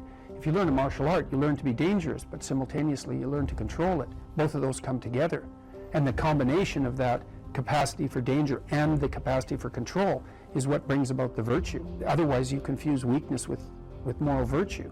I'm harmless, therefore I'm good. It's like, no, that isn't how it works. That isn't how it works at all. If you're harmless, you're just weak. And if you're weak, you're not going to be good. You can't be, because it takes strength to be good. It's very difficult to be good. People are afraid of the truth because often if you reveal it, it causes conflict in the moment. Telling the truth is definitely an adventure. Seeking for sure, but also telling. Another way of going about it is to just say what you think and see what happens. That's an adventure, because you don't know what the outcome is going to be. So look, there's this old idea that it's necessary to have faith in the truth. And so here's a way of thinking about that. Someone asks you a question, and you might think, well, here's the outcome I want, and so here's how I'm going to answer that question. So that's one way of approaching it. But another way of approaching it is, you ask me a question, I'm going to think about the answer, and I'm just going to tell you what I think. And it doesn't matter what the outcome is, because I'm willing to see what the outcome will be, predicated on the idea that there isn't a better outcome than the one that truth produces. Even if it's harsh and terrible in the short term, and sometimes it is, it's like there isn't a better way of doing it. Now, you might say, well, how do you know that? And the answer is, well, I don't know that. That's why it's an article of faith, because I believe, and I believe this deeply, the being that you produce as a consequence of telling the truth is good, by definition, even though it's harsh and often uncomfortable, because you get in trouble. One of the things that I've really learned recently, or learned to articulate better, is that there's a very tight relationship between aspiration and responsibility. The first question might be, do you need to aspire to something? And the answer is, well, yes, because you have to do something. You can't, if you just sit there, you'll die. You can't just sit there. You have to go act out in the world. Okay, so act towards what? Well, that's whatever your aspiration is. You have to have an aim. Okay, well, what should the aim be?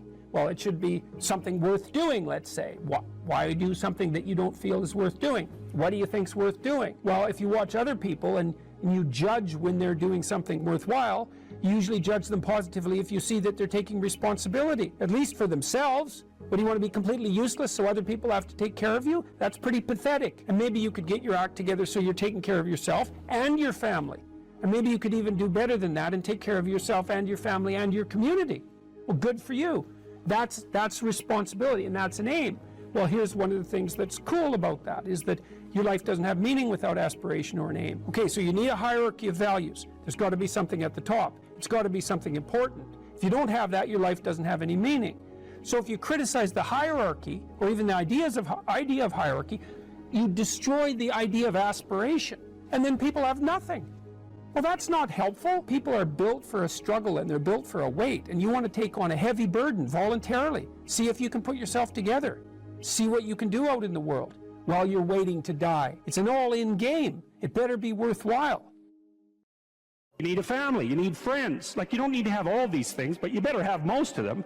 Family, friends, career, educational goals, plans for, time outside of work, attention to your mental and physical health, etc. That's what life is about. And if you don't have any of those things, well, then all you've got left is misery and suffering. So that's a bad deal for you. So, number one, specify your damn goals, because how are you going to hit something if you don't know what it is? That isn't going to happen. And often people won't specify their goals too, because they don't like to specify conditions for failure. So if you keep yourself all vague and foggy, which is real easy, because that's just a matter of not doing as well, then you don't know when you fail. And people might say, well, I really don't want to know when I fail, because that's painful, so I'll keep myself blind about when I fail. That's fine, except you'll fail all the time then.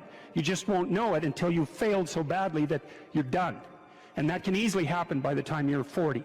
You would like to be productive and have a good life, and that's how you make the schedule. It's like, and then you look at the day and you think, well, if I had that day, that'd be good. Great, and you're useless and horrible, so you'll probably only hit it with about 70% accuracy, but that beats the hell out of 0, right? And if you hit it even with 50% accuracy, another rule is, well, aim for 51% the next week, or 50.5% for God's sake, because you're going to hit that position where things start to loop back positively and spiral you upward. So that's one way that you can work on your conscientiousness, is to plan a life you'd like to have. And you do that partly by referring to social norms. That's more or less rescuing your father from the belly of the whale. But the other way you do that is by having a little conversation with yourself about, as if you don't really know who you are, because you know what you're like. You won't do what you're told. You won't do what you tell yourself to do. You must have noticed that.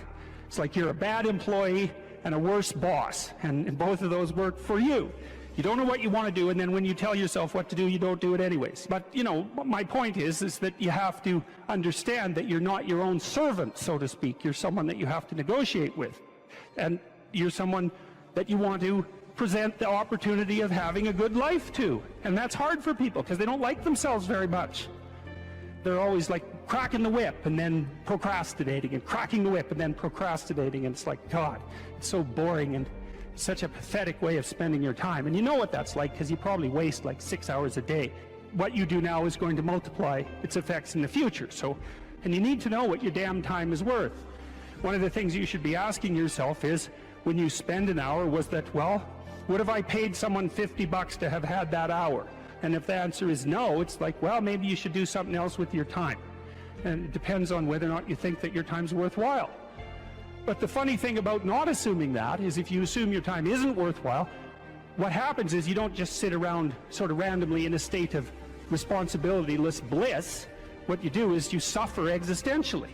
Someone who is incapable of cruelty is a higher moral being than someone who is capable of cruelty. And I would say, and this follows Jung as well, that that's incorrect, and it's dangerously incorrect, because if you are not capable of cruelty, you are absolutely a victim to anyone who is. And so part of the reason that people go watch anti-heroes and villains is because there's a part of them crying out for the incorporation of the monster within them, which is what gives them strength of character and self-respect, because it's impossible to respect yourself until you grow teeth. And if you grow teeth, then you realize that you're somewhat dangerous, or maybe somewhat seriously dangerous, and then you might be more willing to demand that you treat yourself with respect and other people do the same thing. And so that doesn't mean that being cruel is better than not being cruel. What it means is that being able to be cruel and then not being cruel is better than not being able to be cruel. Because in the first case, you're nothing but weak and naive.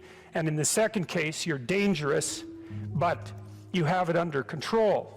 And you know, a lot of martial arts concentrate on exactly that as part of their philosophy of training. It's like, we're not training you to fight.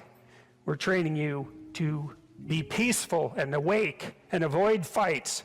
But if you happen to have to get in one, and I guess the philosophy also is that if you're competent at fighting, that actually decreases the probability that you're going to have to fight, because when someone pushes you, you'll be able to respond with confidence, and with any luck, and this is certainly the case with bullies, with any luck, a reasonable show of confidence, which is very much equivalent to a show of dominance, is going to be enough to make the bully back off. And so the strength that you develop in your monstrousness is actually the best guarantee of peace. And that's partly why Jung believed that it was necessary for people to integrate their shadow. And he said that was a terrible thing for people to attempt, because the human shadow, which is all those things about yourself that you don't want to realize, reaches all the way to hell. And what he meant by that was, it's through an analysis of your own shadow that you can come to understand why other people are capable, and you as well, of the sorts of terrible atrocities that characterized, let's say, the 20th century. And without that understanding, there's no possibility of bringing it under control. When you study Nazi Germany, for example, or you study the Soviet Union, particularly under Stalin, and you're asking yourself, well, what are these perpetrators like? Forget about the victims, let's talk about the perpetrators. The answer is, they're just like you. And if you don't know that, that just means that you don't know anything about people, including yourself. And then it also means that you have to discover why they're just like you. And believe me, that's no picnic. So that's enough to traumatize people, and that's partly why they don't do it. And it's also partly why the path to enlightenment and wisdom is seldom trod upon, because if it was all a matter of following your bliss and doing what made you happy, then everyone in the world would be a paragon of wisdom. But it's not that at all. It's a matter of facing the thing you least want to face. What could you do to improve yourself? Well, let's step one step backwards. The first question might be, why should you even bother improving yourself? And I think the answer to that is something like, so you don't suffer any more stupidly than you have to. Accept responsibility for the catastrophe of your life. And that way you transcend it. And there's an unbelievably hopeful message in there. And the message is, you're actually strong enough to do that. You just don't know it. And you won't find out till you do it. You can't find out till you do it. But if you did it, you'd find out that it was true. Bargain with the future. wow, that's just, what an idea that is, you know, it's so unlikely. It's a massive risk. It's the ultimate in risks, right? You have to be willing to lose your life in order to find it. What you're willing to forego today's pleasure for tomorrow's advantage, and that's what sacrifice is. And I would say, start where you can start. You know, if something announces itself to you as in need of repair, that you could repair, then hey, fix it. You fix 100 things like that, your life will be a lot different. If I wanted to spend 10 minutes making this room better, what would I have to do? And you have to ask yourself that, right? It's not a command, it's like a genuine question.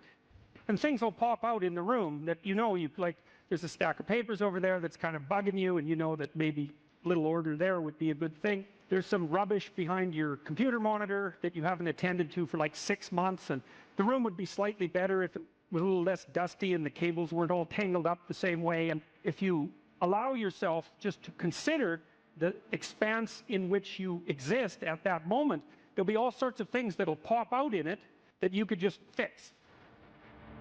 So life is brutal, and what you have to set against that is possibility. So I would say if you're 16 and your life isn't so happy, it's like look around and see if there are opportunities that people are granting you, even imperfect opportunities, because they're going to be imperfect, that you could exploit in the proper way and learn and grow. But the fundamental lesson, the more fundamental lesson that's underneath that is don't let what you are stop you from being what you could be. So imagine that there's you and there's the potential inside you, whatever that is. You know?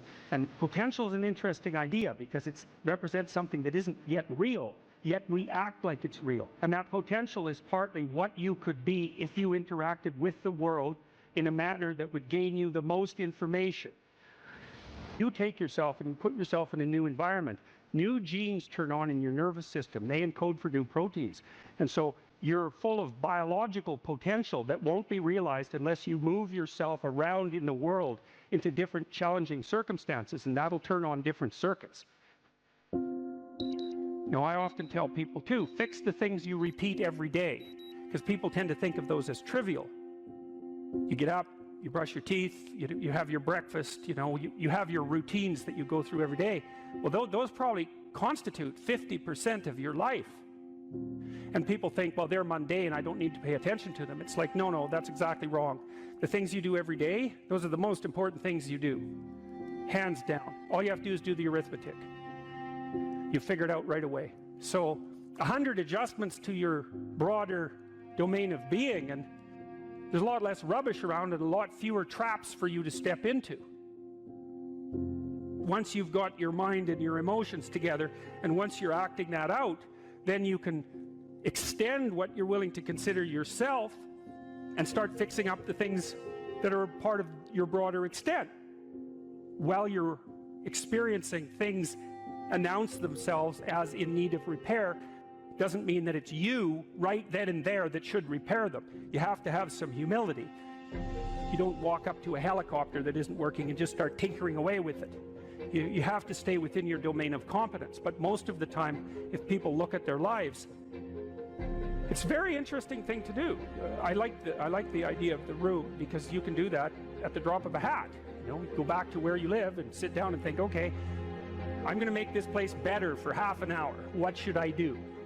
And you have to ask, and things will just pop up like mad. And it's partly because your mind is a very strange thing. As soon as you give it a name, a genuine aim, it'll reconfigure the world in keeping with that aim. That's actually how you see to begin with.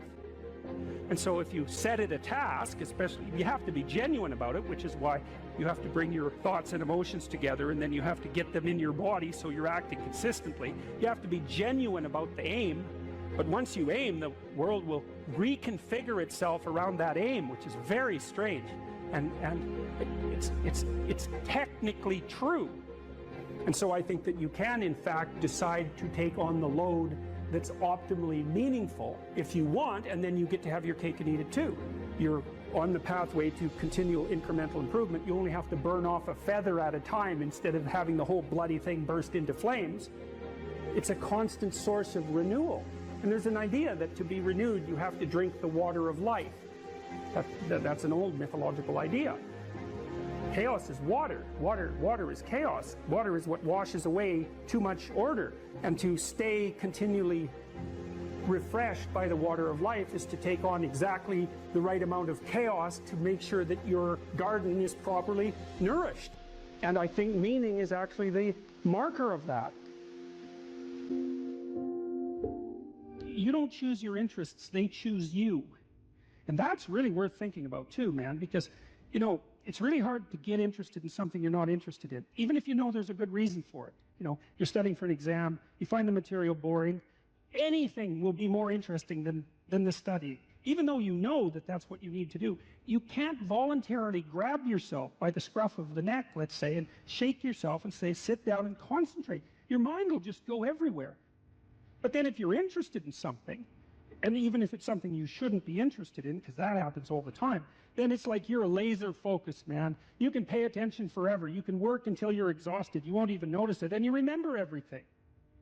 It's like, okay, if you can't control your interest, what does?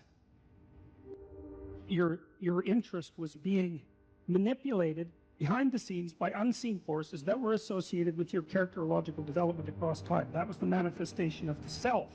So the self is the potential you, let's say. And the way it operates in the present is by gripping your interest and directing it somewhere. And that's part of the instinct of self-realization. It's a mind-boggling idea, man. Really is. The potential that you are has to manifest itself somehow in the here and now.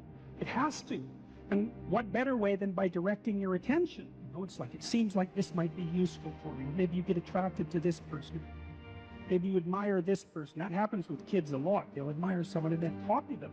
And you can see that that's obviously part of their developmental progression, right? It's a form of hero worship, but kids are very imitative and they hero worship at the drop of a hat.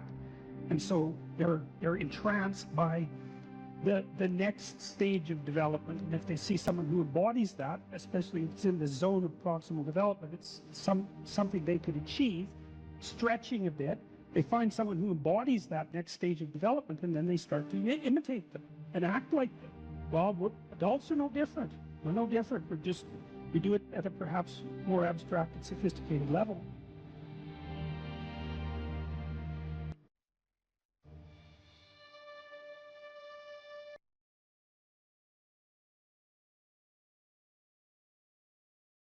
You know, if you take people, and I told you this, and you expose them voluntarily to things that they are avoiding and are afraid of, you know, that they know they need to overcome in order to meet their goals, their self-defined goals. If you can teach people to stand up in the face of the things they're afraid of, they get stronger. And you don't know what the upper limits to that are, because you might ask yourself, like, if for 10 years, if you didn't avoid doing what you knew you needed to do, by your own definitions, right, within the value structure that you've created, to the degree that you've done that, what would you be like? Well, you know, there are remarkable people who come into the world from time to time, and there are people who do find out over decades-long periods what they could be like if they were who they were, if they spoke their being forward. And they get stronger and stronger and stronger, and we don't know the limits to that. We do not know the limits to that. And so you could say, well, in part, perhaps the reason that you're suffering unbearably can be left at your feet, because you're not everything you could be, and you know it. And of course, that's a terrible thing to admit, and it's a terrible thing to consider, but there's real promise in it, right? Because it means that perhaps there's another way that you could look at the world, and another way that you could act in the world, so what it would reflect back to you would be much better than what it reflects back to you now. And then the second part of that is, well, imagine that many people did that, because we've done a lot as human beings. We've done a lot of remarkable things, and I've told you already, I think before, that today, for example, about 250,000 people will be lifted out of abject poverty, and about 300,000 people attached to the electrical power grid.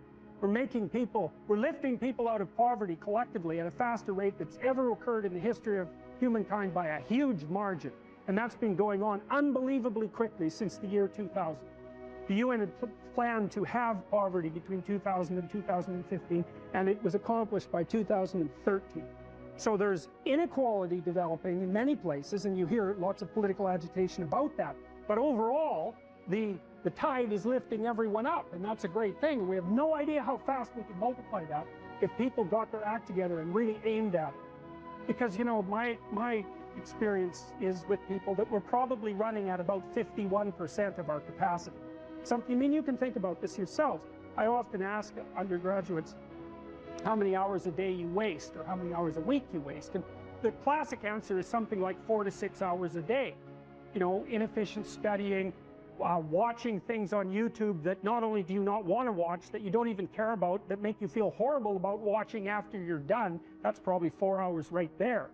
You know, you think, well, that's 25 hours a week, it's 100 hours a month, that's 2.5 full work weeks, it's half a year of work weeks per year. And if your time is worth $20 an hour, which is a radical underestimate, it's probably more like 50 if you think about it in terms of deferred wages. If you're wasting 20 hours a week, you're wasting $50,000 a year. And you are doing that right now. And it's because you're young, wasting $50,000 a year is a way bigger catastrophe than it would be for me to waste it, because I'm not going to last nearly as long. And so if your life isn't everything it could be, you could ask yourself, well, what would happen if you just stopped wasting the opportunities that are in front of you? You'd be, who knows how much more efficient? 10 times more efficient, 20 times more efficient. That's the Pareto distribution. You have no idea how efficient people get. It's off the charts. Well, and if we all got our act together collectively and stopped making things worse, because that's another thing people do all the time. Not only do they not do what they should to make things better, they actively attempt to make things worse because they're spiteful or resentful or arrogant or deceitful or homicidal or genocidal, or all of those things all bundled together in an absolutely pathological package. If people stopped really, really trying just to make things worse, we have no idea how much better they would get just because of that. So there's this weird dynamic that's part of the existential system of ideas between human vulnerability, social judgment, both of which are major causes of suffering, and the failure of individuals to adopt the responsibility that they know they should adopt. And that's the thing that's interesting too, is that, and like another thing I've often asked my undergraduate classes is, you know, there's this idea that people have a conscience. And you know what the conscience is. It's this feeling or voice you have in your head just before you do something that you know is stupid, telling you that probably you shouldn't do that stupid thing. You don't have to listen to it, strangely enough, but you go ahead and do it anyways, and then of course exactly what the conscience told you was going to happen inevitably happens, so that you feel even stupider about it than you would if it happened by accident, because you know, I knew this was going to happen, I got a warning it was going to happen, and I went and did it anyways. And the funny thing too is that conscience operates within people, and we really don't understand what the hell that is. So you might say, well, what would happen if you abided by your conscience for 5 years or for 10 years? What sort of position might you be in? What sort of family might you have? What sort of relationship might you be able to forge? And you can be bloody sure that a relationship that's forged on the basis of who you actually are is going to be a lot stronger and more welcome than one that's forged on the basis of who you aren't. Now, of course, that means that the person you're with has to deal with the full force of you in all your ability and your catastrophe, and that's a very, very difficult thing to negotiate. But if you do negotiate it, well, at least you have something, you have somewhere solid to stand, and you have somewhere to live, you have a real life, and it's a great basis upon which to bring children into the world, for example, because you can have an actual relationship with them instead of torturing them half to death, which is what happens in a tremendously large minority of cases. Well, it's more than that too, because, and this is what I'll close with, and this is why I wanted to introduce Solzhenitsyn's writings to you. You see, because it isn't merely that your fate depends on whether or not you get your act together and to what degree you decide that you're going to live out your own genuine being. It isn't only your fate, it's the fate of everyone that you're networked with. And so, you know, you think, well, there's 9 billion, 7 billion people in the world. We're going to peak at about 9 billion, by the way, and then it'll decline rapidly. But 7 billion people in the world, and who are you? You're just one little dust mote among that 7 billion. And so it really doesn't matter what you do or don't do, but that's simply not the case. It's the wrong model, because you're at the center of a network. You're a node in a network. Of course, that's even more true now that we have social media. You'll know 1,000 people, at least, over the course of your life. and they'll know 1,000 people each, and that puts you one person away from 1,000,000 and two persons away from 1,000,000,000. And so that's how you're connected. And the things you do, they're like dropping a stone in a pond. The ripples move outward and they affect things in ways that you can't fully comprehend, and it means that the things that you do and that you don't do are far more important than you think. And so if you act that way, of course the terror of realizing that is that it actually starts to matter what you do. And you might say, well, that's better than living a meaningless existence. It's better for it to matter. But I mean, if you really asked yourself, would you be so sure if you had the choice? I can live with no responsibility whatsoever. The price I pay is that nothing matters. Or I can reverse it and everything matters. But I have to take the responsibility that's associated with that. It's not so obvious to me that people would take the meaningful path. You know, when you say, well, nihilists suffer dreadfully because there's no meaning in their life, and they still suffer. Yeah, but the advantage is they have no responsibility. So that's the payoff, and I actually think that's the motivation. Say, well, I can't help being nihilistic. All my belief systems have collapsed. It's like, yeah, maybe. Maybe you've just allowed them to collapse because it's a hell of a lot easier than acting them out. And the price you pay is some meaningless suffering, but you can always whine about that and people will feel sorry for you, and you have the option of taking the pathway of the martyr, so that's a pretty good deal, all things considered, especially when the alternative is to bear your burden properly and to live forthrightly in the world. Well, what Solzhenitsyn figured out, and so many people in the 20th century, it's not just him, even though he's the best example, is that if you live a pathological life, you pathologize your society. And if enough people do that, then it's hell. Really, really. And you can read the Gulag Archipelago if you have the fortitude to do that, and you'll see exactly what hell is like. And then you can decide if that's a place you'd like to visit, or even more importantly, if it's a place you'd like to visit and take all your family and friends. Because that's what happened in the 20th century.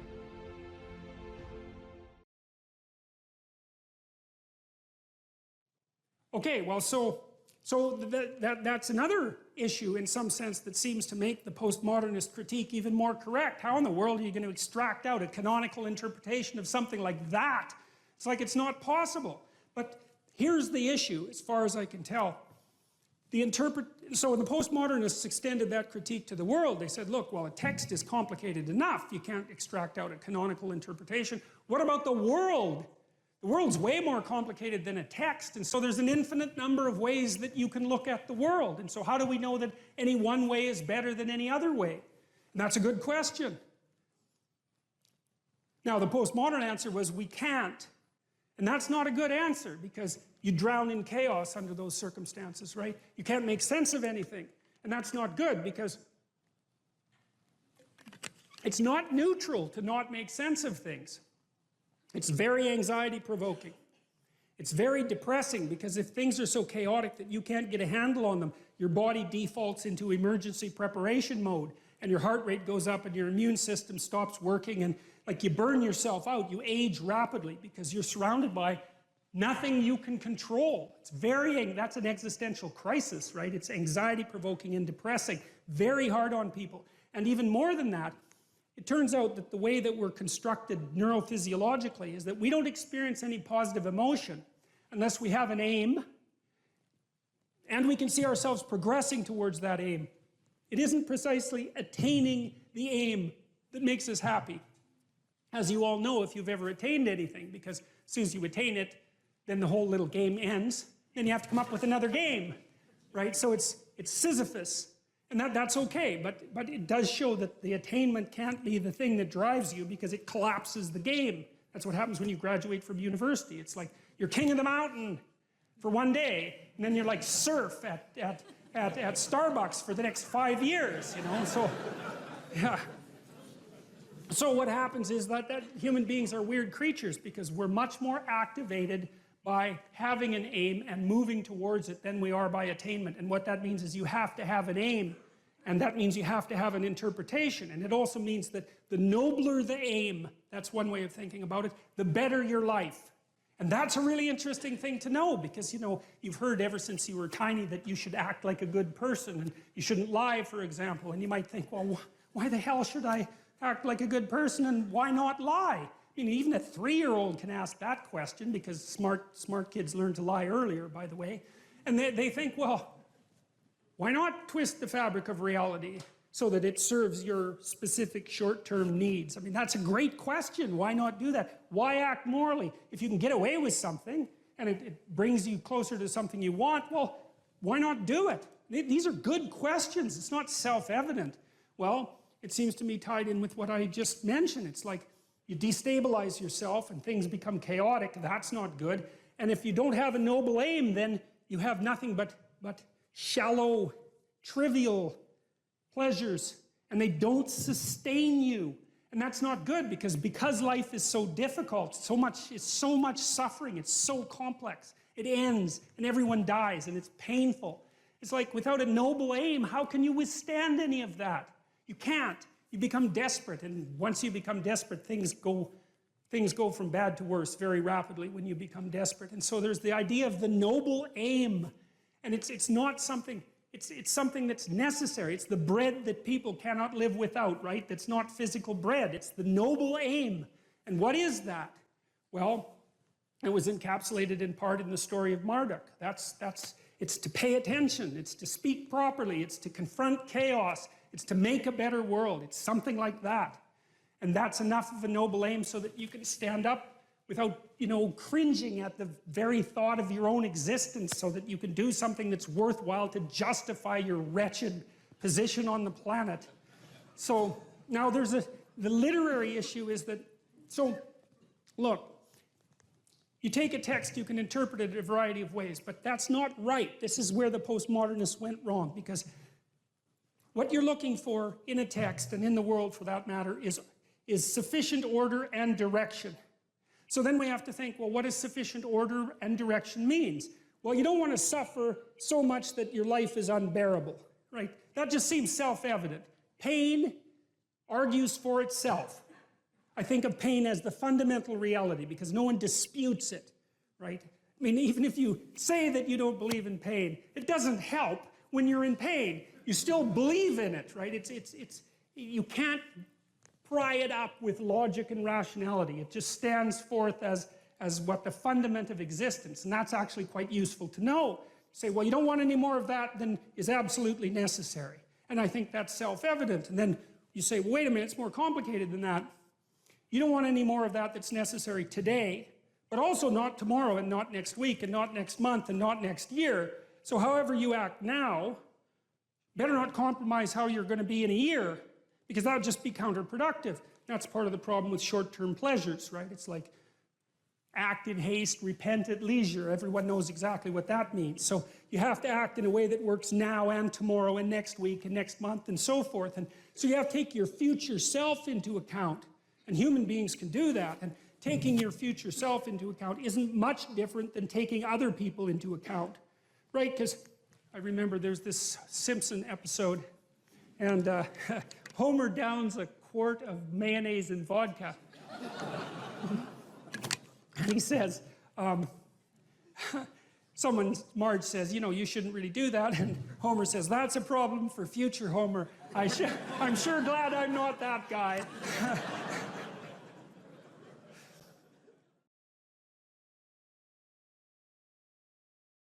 And I would say, you don't just have to face the reality of unjust suffering and death in your life.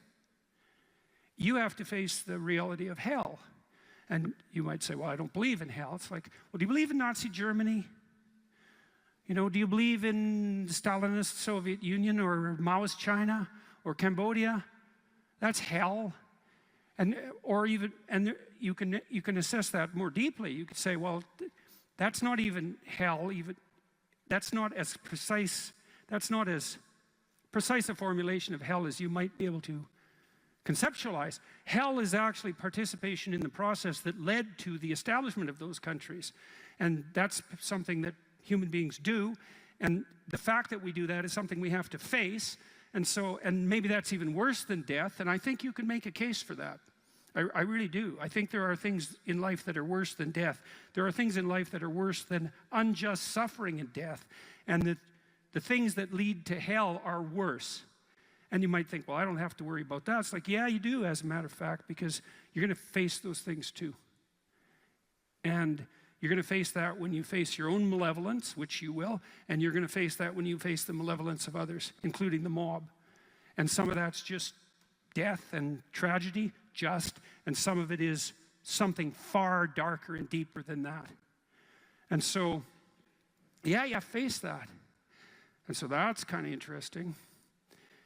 And then you might think, well, how should you face that? And that's where Tammy's story is relevant. It's like, well, so she went and swam with the sharks. And I wasn't very happy about that because our life has been adventurous enough. I thought, do you really need to go swim with the sharks? And the answer seemed to be, well, that would be an adventure. And, you know, I don't interfere with her when she's having an adventure. She's going to go have an adventure. It's far be it for me to interfere. And then she told me, you know, that you had to look the shark in the eye or it would think you're prey.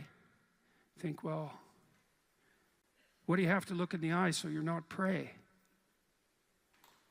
And you know, human beings have been trying to figure that out for a long time because we're strange animals, because we're predators, but we're also prey. And so I guess at any moment you're sort of deciding, well, are you a predator? Are you the thing that's on top, or are you prey? And you're prey if you turn tail and run. And there's a psychological truth there, like a deep psychological truth. And it seems to be something like, if you practice forthright and voluntary exposure to that which terrifies and dismays you, it transforms you. And we really know this as psychologists. We even know there's more and more evidence suggesting, for example, that if you imagine you adopt this attitude of voluntary confrontation, that changes you psychophysiologically. So much of the biochemistry of motivation and emotion is transformed when you take a stressor which could be oppressive and paralyze you and cause you to withdraw, and you reverse that and you decide to advance.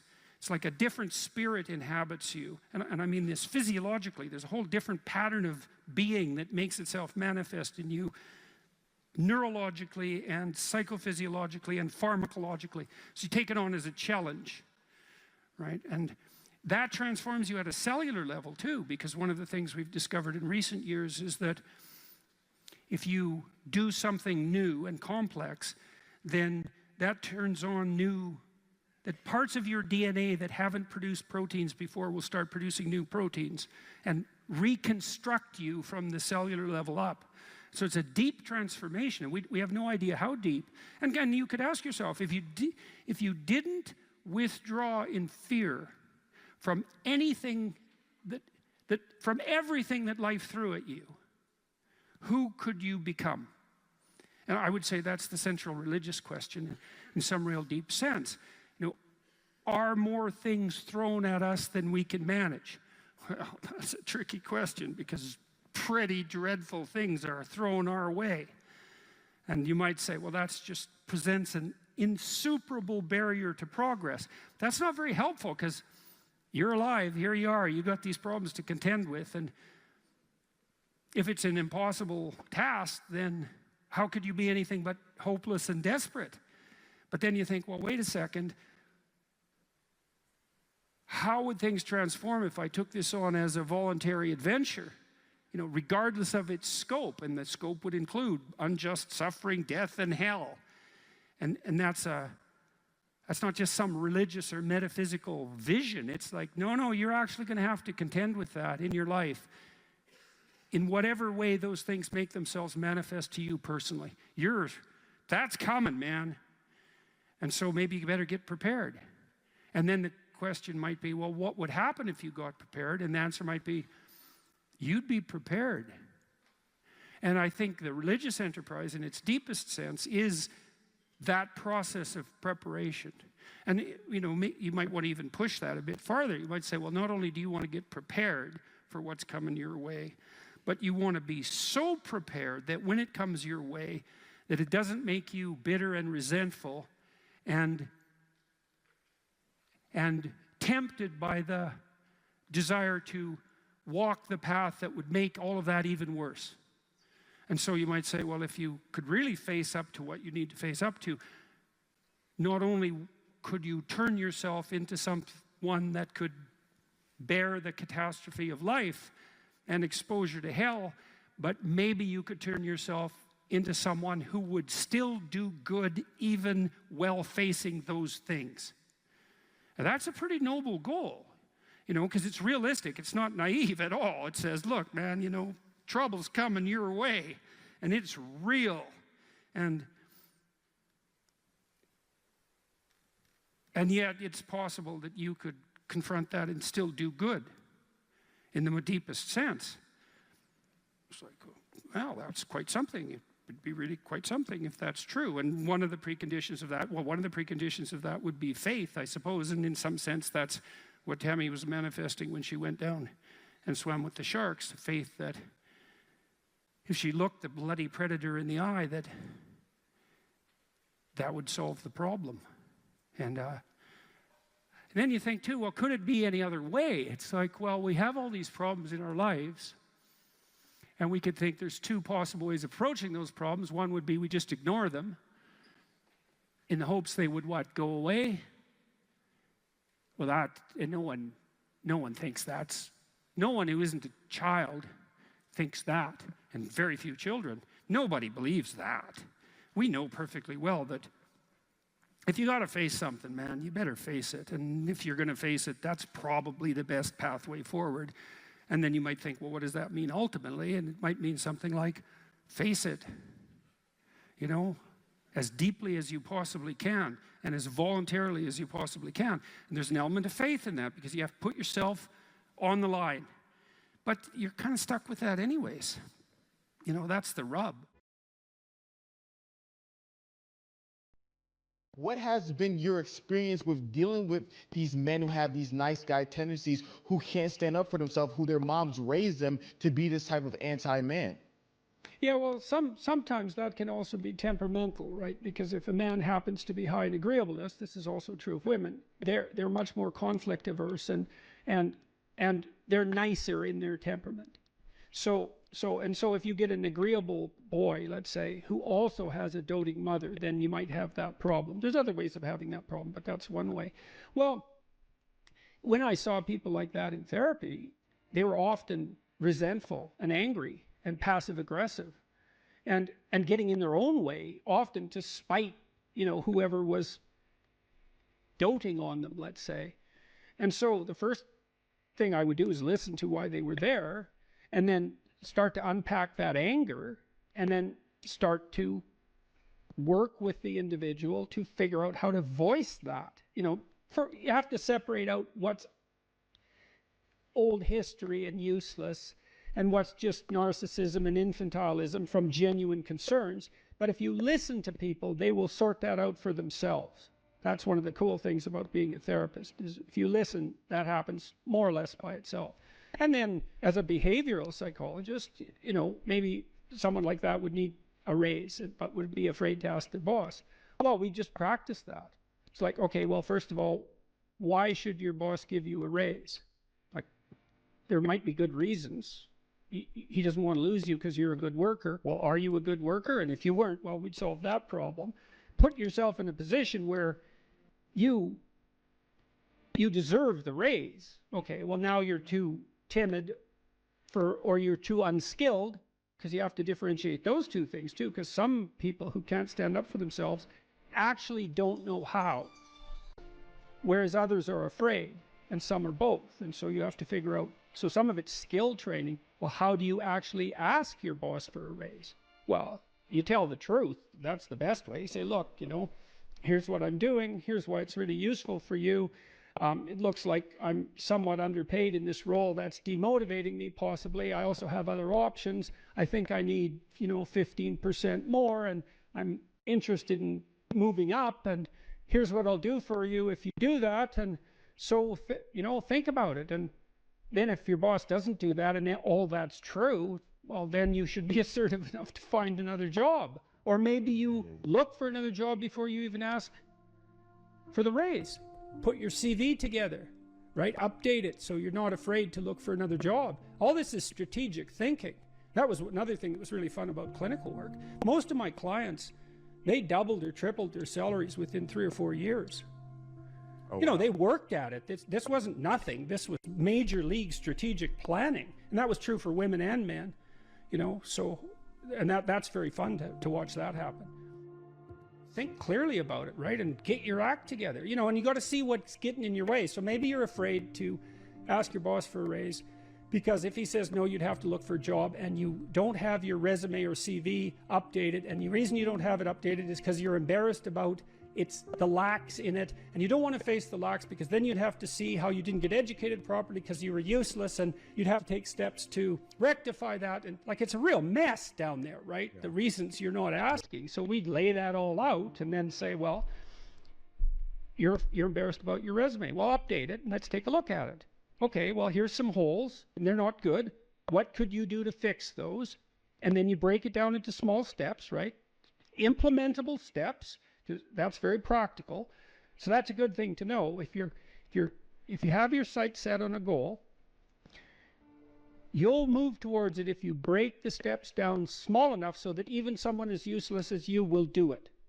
And that also requires a fair bit of humility, because what you might find, especially if you're avoiding something, is that the step you are actually willing to take is so small that you're embarrassed to admit it to yourself, so you won't take any steps at all. Well, that's completely counterproductive, and the reason that's not proper thinking, let's say, or productive thinking, is that while small steps get bigger real fast, and it doesn't matter where you start. If you're doubling your utility every few weeks, who cares where you start? It starts to take off real quick. So you don't want to be embarrassed. You don't want to be so embarrassed by where you are that it stops you from becoming who you could be. And that's tough. It can be that's real tough. I'm not making light of that. I see exactly why people avoid, but it's not a good solution.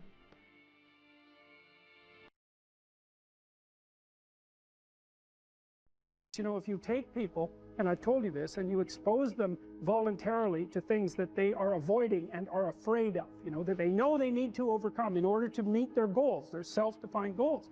If you can teach people to stand up in the face of the things they're afraid of, they get stronger. And you don't know what the upper limits to that are, because you might ask yourself, like, if for 10 years, if you didn't avoid doing what you knew you needed to do, by your own definitions, right, within the value structure that you've created, to the degree that you've done that, what would you be like?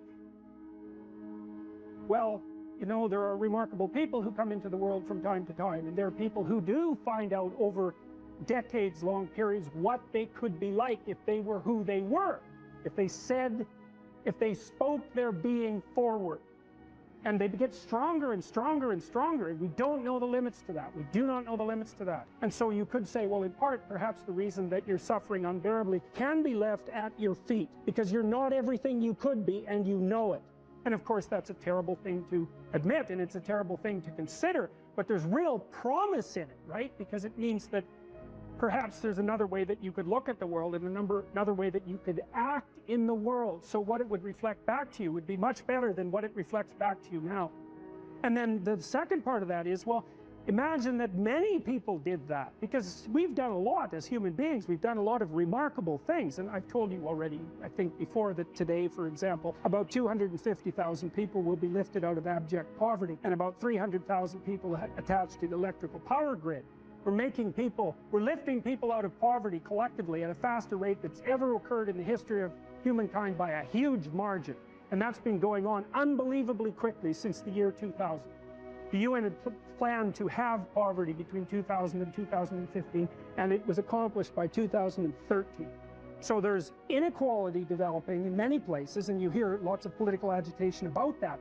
But overall, the tide is lifting everyone up, and that's a great thing. We have no idea how fast we could multiply that if people got their act together and really aimed at it. Because, my experience is with people that we're probably running at about 51% of our capacity. You can think about this yourselves. I often ask undergraduates how many hours a day you waste, or how many hours a week you waste. And the classic answer is something like 4 to 6 hours a day.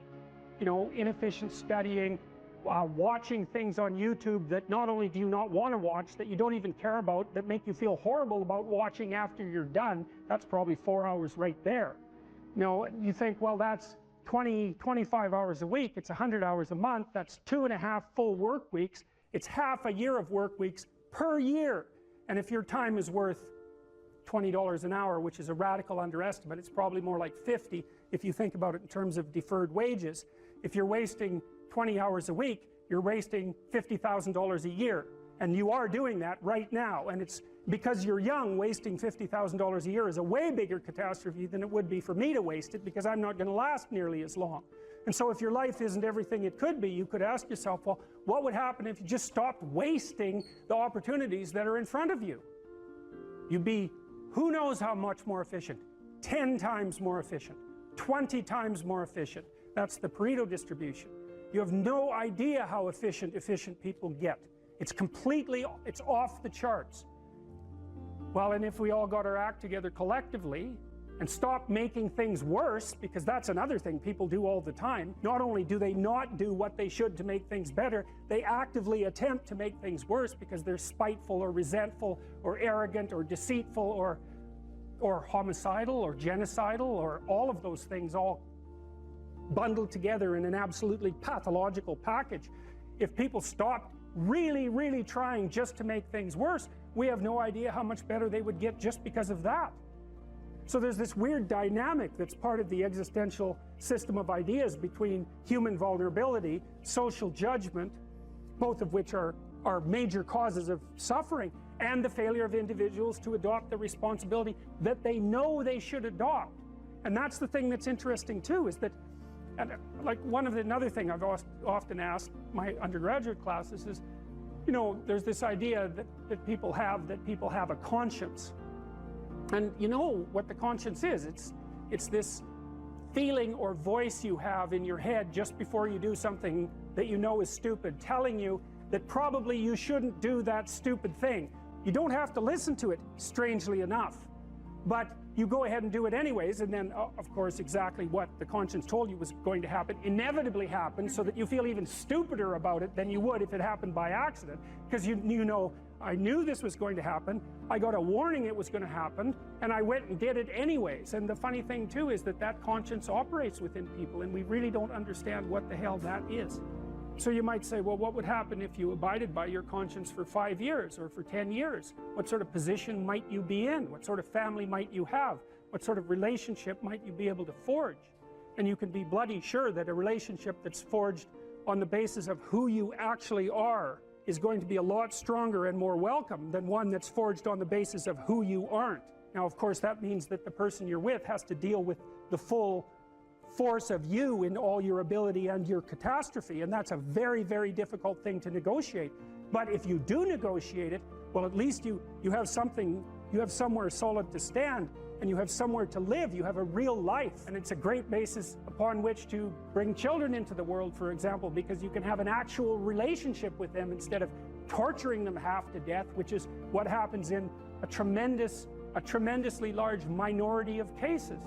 Well, it's more than that too, because, and this is what I'll close with, and this is why I wanted to introduce Solzhenitsyn's writings to you. You see, because it isn't merely that your fate depends on whether or not you get your act together and to what degree you decide that you're going to live out your own genuine being. It isn't only your fate, it's the fate of everyone that you're networked with.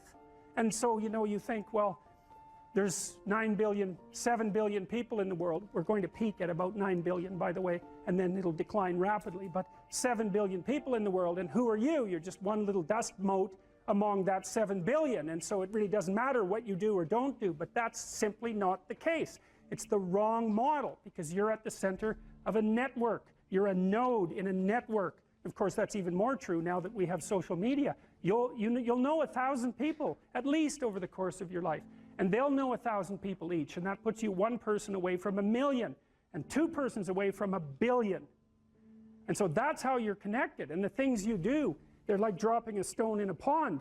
The ripples move outward, and they affect things in ways that you can't fully comprehend. And it means that the things that you do and that you don't do are far more important than you think. And so if you act that way, of course, the terror of realizing that is that it actually starts to matter what you do. And you might say, well, that's better than living a meaningless existence. It's better for it to matter. But I mean, if you really asked yourself, would you be so sure if you had the choice? I can live with no responsibility whatsoever. The price I pay is that nothing matters. Or I can reverse it and everything matters. But I have to take the responsibility that's associated with that. It's not so obvious to me that people would take the meaningful path. You know, when you say, well, nihilists suffer dreadfully because there's no meaning in their life, and they still suffer. Yeah, but the advantage is they have no responsibility. So that's the payoff, and I actually think that's the motivation. Say, well, I can't help being nihilistic. All my belief systems have collapsed. It's like, yeah, maybe. Maybe you've just allowed them to collapse because it's a hell of a lot easier than acting them out. And the price you pay is some meaningless suffering. But you can always whine about that, and people will feel sorry for you. And you have the option of taking the pathway of the martyr. So that's a pretty good deal, all things considered. Especially when the alternative is to bear your burden properly and to live forthrightly in the world. Well, what Solzhenitsyn figured out, and so many people in the 20th century, it's not just him, even though he's the best example, is that if you live a pathological life, you pathologize your society. And if enough people do that, then it's hell. Really, really. And you can read the Gulag Archipelago if you have the fortitude to do that, and you'll see exactly what hell is like. And then you can decide if that's a place you'd like to visit, or even more importantly, if it's a place you'd like to visit and take all your family and friends, because that's what happened in the 20th century.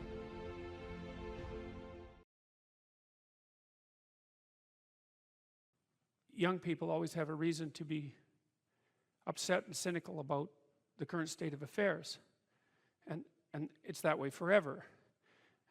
And so it's useful, I think, to consider such considerations or such conceptualizations as the patriarchy in that light, because it's an archetypal truth that the social structure is corrupt and incomplete.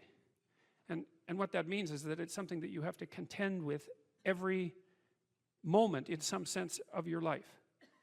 It's a permanent fact of existence. And to be upset that the structures, the social structures, or even the biological structures within which we live are incomplete and imperfect, is to take that personally, that's the worst part of it. To take that personally is a misreading of the existential condition of humankind, because it's always the case that what you have been given and what you live in is degenerate and corrupt and in need of repair. And it's easier just to accept that, because there's also a positive element, and the positive element is, well, you've been granted something rather than nothing, and maybe you haven't been granted pure hell, because especially in a culture like ours where many things actually function quite well, so there's room for gratitude there. Even if it's a broken machine, it's not one that's completely devastated, and it's not absolutely hell-bent at every second on your misery and destruction. And it easily could be, because many societies are like that. And so the fact that we happen to live in one that isn't corrupt beyond imagining is something to be eternally grateful for. Well, so we live inside a damaged structure, and we also bear responsibility for that damage, because we don't do everything we can to constantly repair it. And you might say, well, that's actually one of the fundamental, people say, well, what's the meaning of life? What they really mean is, what's the positive meaning of life? Because as we've already discussed, the negative meanings of life are more or less self-evident. Well, the positive meaning of life is to be found in noting the state of lack of repair of the walled city that you inhabit, and then sallying forth to do something about that, to repair the breaches and to fix up the walls and to make the structure that you inhabit as secure and as productive as it possibly can be. And there's no shortage of opportunities to do that. You can do that in your own mind, you can do that in your own room, you can do that in your own household, in your local community. And maybe if you get good at doing it at all those levels, then you can start to look beyond that. And so there's challenges. That's the thing that's kind of interesting about this insufficient structure, is that it has a set of challenges built into it because of its insufficiency, and perhaps even because of its corrupt nature, that calls forth the potential response from you of heroic adventure. And the heroic adventure is to man the barricades and repair the city. And you can always do that. It doesn't matter what your personal circumstances are. There's always something that isn't right near you, isn't correct, isn't laid out properly, that you could just fix if you wanted to. And one of the things that we're going to talk about tonight is the idea that if you adopt an attitude that's like that, that the role that you should play is to make things better wherever you are, however you can, that what would actually happen would be that things would get better wherever you are in all sorts of ways, and that we've really, as a species, you might say, or maybe even as singular individuals, we've explored that rarely. It isn't something that's put forth as a proposition that often, and it's quite surprising to me. And you know, I had an interesting experience the other day. I went to the keg. I go there because I have food allergies, and they're very careful with people who have food allergies. And the waiter took me to the table, and he said that he had been watching my lectures, and that's a very common experience. And he was happy about that, and he said that he'd had 2 promotions at the keg in the last 4 months because he'd been watching my lectures. And like, I really found that an affecting experience, because you know, you might say, well, he's working as a waiter at the keg and there's nothing particularly heroic about that, and I disagree with that, actually, because I don't care where you're located, you can do a hell of a job, and I mean that literally. At whatever job you have, you can take whatever job you have and you can make it a real nice little piece of absolute misery. Or you can act like a civilized human being and notice that no matter where you are, there's a richness and a complexity that's completely inexhaustible right at hand. And then you can take that seriously, and you can say, well, I happen to be a waiter at the keg, and perhaps that's not what I expected, and he's a young guy, and perhaps that isn't where I want to end up, but it's not nothing. It's a rich environment, and I can make it a lot better if I want to. I can get along properly with my coworkers and not gossip behind their back, and I can treat my customers properly, and if an opportunity comes my way, I can take it, and I can see what happens. And so he said that's what he had started doing, and that things were working out much better for him. He was in a much better job than he was 3 months ago. And 3 months, that's nothing, right? I mean, that's a nice trajectory. It's an uphill trajectory, and that's what you want, really.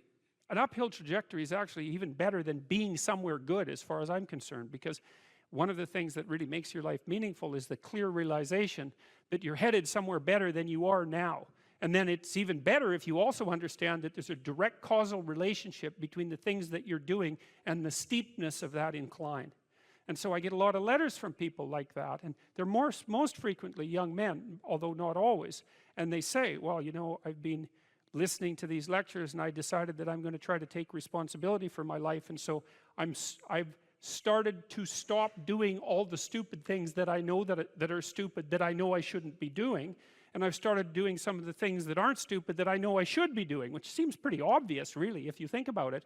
But obvious though it may be, that isn't necessarily what people do. And then they write and say, you can't believe what difference that makes. And they're thrilled about it. And so I'm thrilled about it when I get letters like that, because I really don't experience anything as better than a letter like that or a message like that, because it's so good to see things that aren't so good replaced by something better.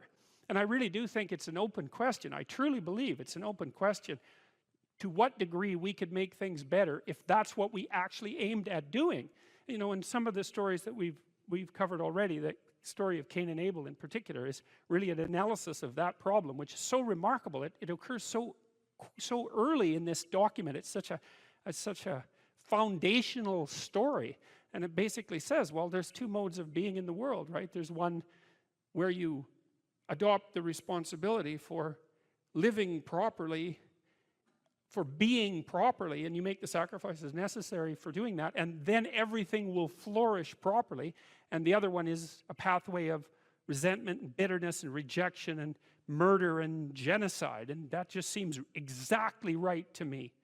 And so if the positive path beckons, if you can actually see what it is, if you can lower yourself enough to see what it is. Carl Jung said once that modern people didn't see God because they didn't look low enough. It's a phrase I really, really like, because people denigrate the opportunities that are right in front of them. And there's no reason to do that, because what's right in front of you is the majesty of being. That's what's right in front of you. It's inexhaustibly complex and full of potential, and there's no reason to assume that wherever you happen to be isn't as good a starting place as anywhere else. Now, you know, I know some people have terrible, terrible lives. They're in situations that are absolutely unbearable, but I also do know that even situations like that can be made a hell of a lot worse by the worst kind of attitude, that's for sure.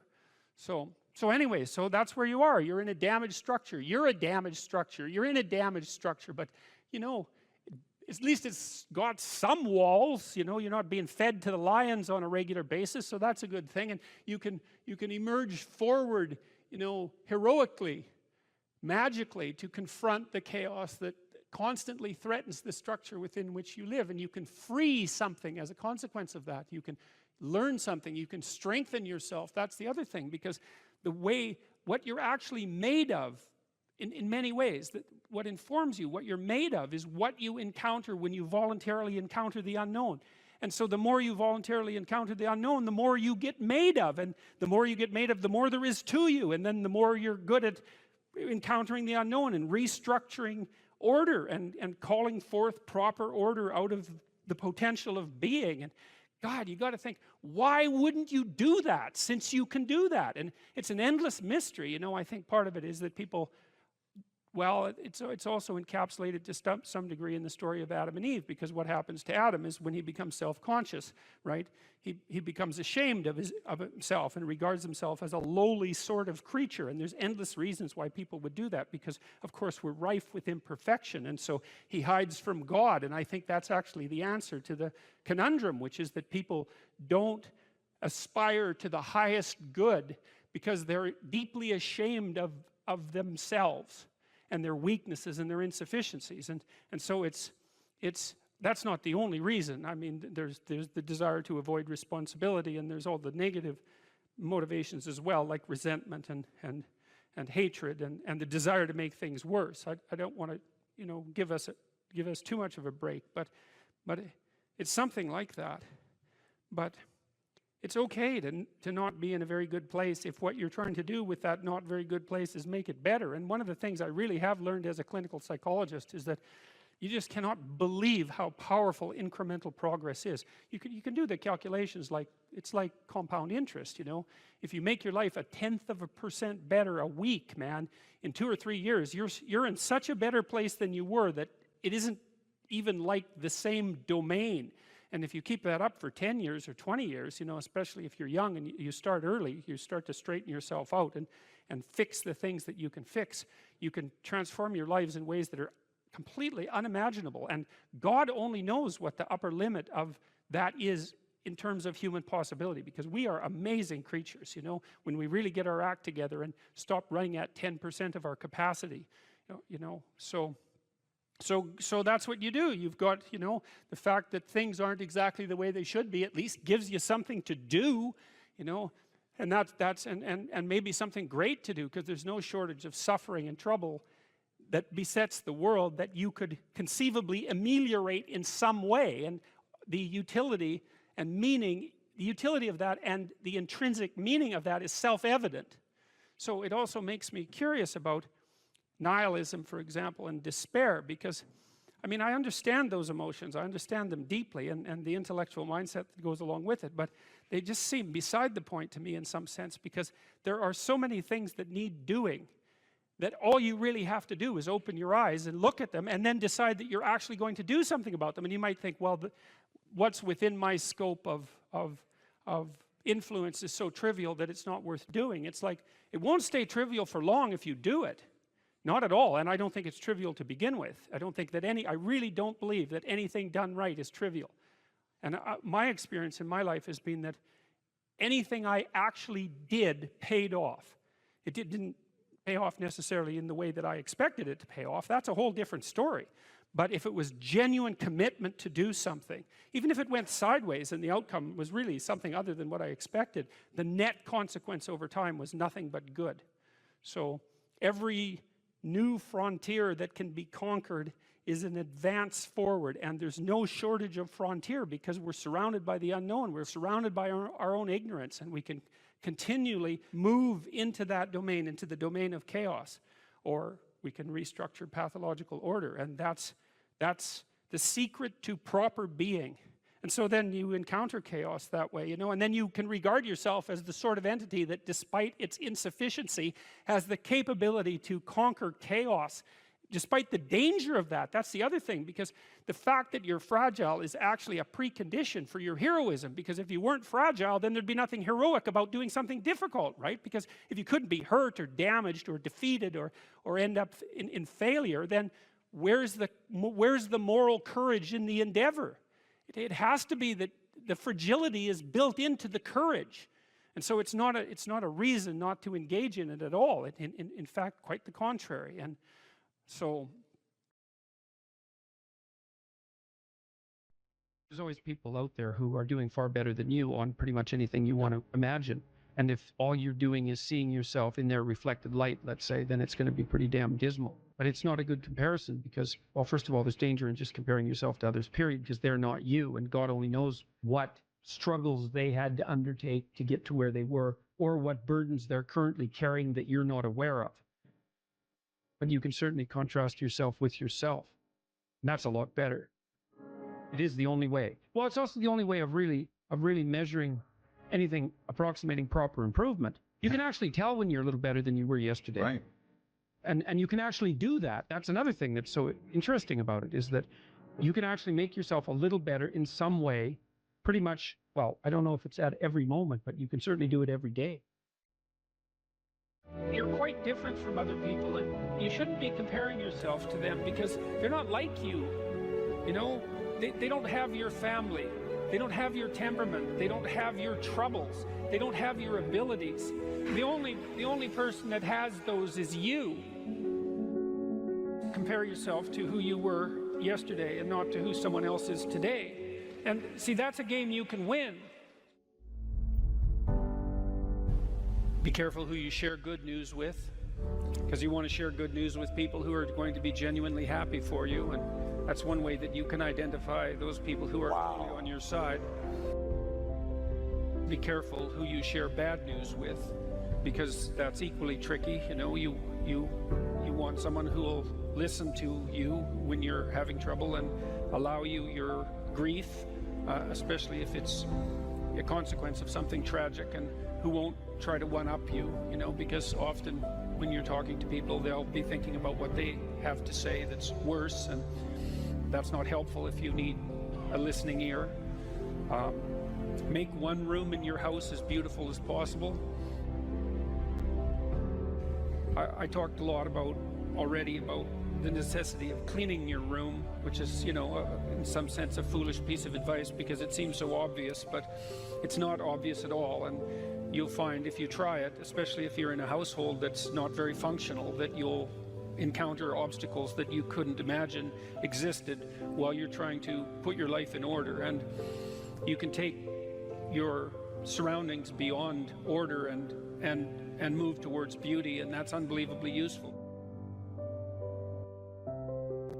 One of the things that I've been so you know, there's lots of different ways to interpret the world, and you can maybe even make a case that there's an endless number of ways to interpret the world. And the problem with that is that it kind of disorients you in terms of what you should be doing. But just because there's a very large number of ways to interpret the world doesn't mean there's a very large number of productive, meaningful, and sustainable ways to interpret the world. And one of the things you do have to do is figure out how you can conduct yourself today so that you don't upset the apple cart in a week or a month or a year. And so, you know, what you do in some sense psychologically is you admit to yourself that your current frame of reference is faulty. And then you start opening the door to a different kind of thinking, which is more creative thinking. It's more lateral thinking. Saying, well, I'm wrong, but that's not necessarily a problem because I could be right if I thought some other way. Well, you know, that's great. Often it works. Yeah. And there's almost no end to the utility of trying to figure out which ways that you're wrong. Yeah. Because there's lots of them. And every time you discover one, then you don't have to be quite so wrong anymore. That's a really good deal. Yeah. it's from the uphill climb that we derive our value, and I mean this technically. So almost all the positive emotion we feel, especially the emotion that fills us with enthusiasm, and that's experienced in relationship to a goal. And so in some sense, you want a goal that you can never attain. So you can always move closer to the goal that recedes as you move towards it. You think, well, that's frustrating. It's like Sisyphus pushing the rock uphill. But it's not, because as you pursue that goal, you put yourself together and your life does get better and richer and more abundant. And that's why the highest levels of virtue and goal are in some sense transcendent. You want them to be above everything you're doing so you can continually move towards something that's more sublime and better. That's what you are. You're here to live, not to sleep.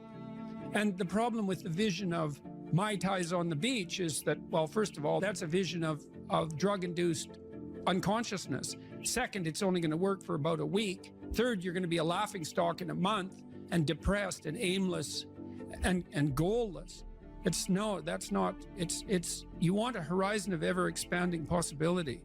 And so it does happen to people because they've staked their soul on the attainment of an instrumental goal. And it can be a pretty high order goal, but then you think, now I'm there, now what? Well, the answer can't be, well, I'm going to live in the lap of luxury and never have to leave the face. What do you want to be, a giant infant with a gold bottle? You never have to do anything but lay in your back and suck. It's like, you see the problem with that as a conceptualization. It's no, you want to be like an active warrior moving uphill with your sword in hand. And that's dynamic, that's exciting. Lay a disciplinary structure on yourself, get the chaos in check, and then you can move towards a state that's freer. It's discipline first. Like, look, if you're going to become a concert pianist, there's going to be several thousand hours of extraordinarily disciplined practice. That's the imposition of order on your potential, let's say. But what comes out of that is a much grander freedom. And so virtually every freedom that you have in life that's true freedom is purchased at the price of discipline. That it's not some casual self-help doctrine. It's that if you don't organize yourself properly, you'll pay for it, and in a big way, and so will the people around you. And I would say, start where you can start. You know, if something announces itself to you as in need of repair, that you could repair, then, hey, fix it. You fix 100 things like that, your life will be a lot different. Now, I often tell people too, fix the things you repeat every day, because people tend to think of those as trivial. You get up, you brush your teeth, you have your breakfast, you know, you have your routines that you go through every day. Well, those probably constitute 50% of your life. And people think, well, they're mundane, I don't need to pay attention to them. It's like, no, that's exactly wrong. The things you do every day, those are the most important things you do, hands down. People are afraid of the truth because often if you reveal it, it causes conflict in the moment. Telling the truth is definitely an adventure. Seeking for sure, but also telling. Another way of going about it is to just say what you think and see what happens. That's an adventure, because you don't know what the outcome is going to be. So look, there's this old idea that it's necessary to have faith in the truth. And so here's a way of thinking about that. Someone asks you a question and you might think, well, here's the outcome I want, and so here's how I'm going to answer that question. So that's one way of approaching it. But another way of approaching it is, you ask me a question, I'm going to think about the answer, and I'm just going to tell you what I think.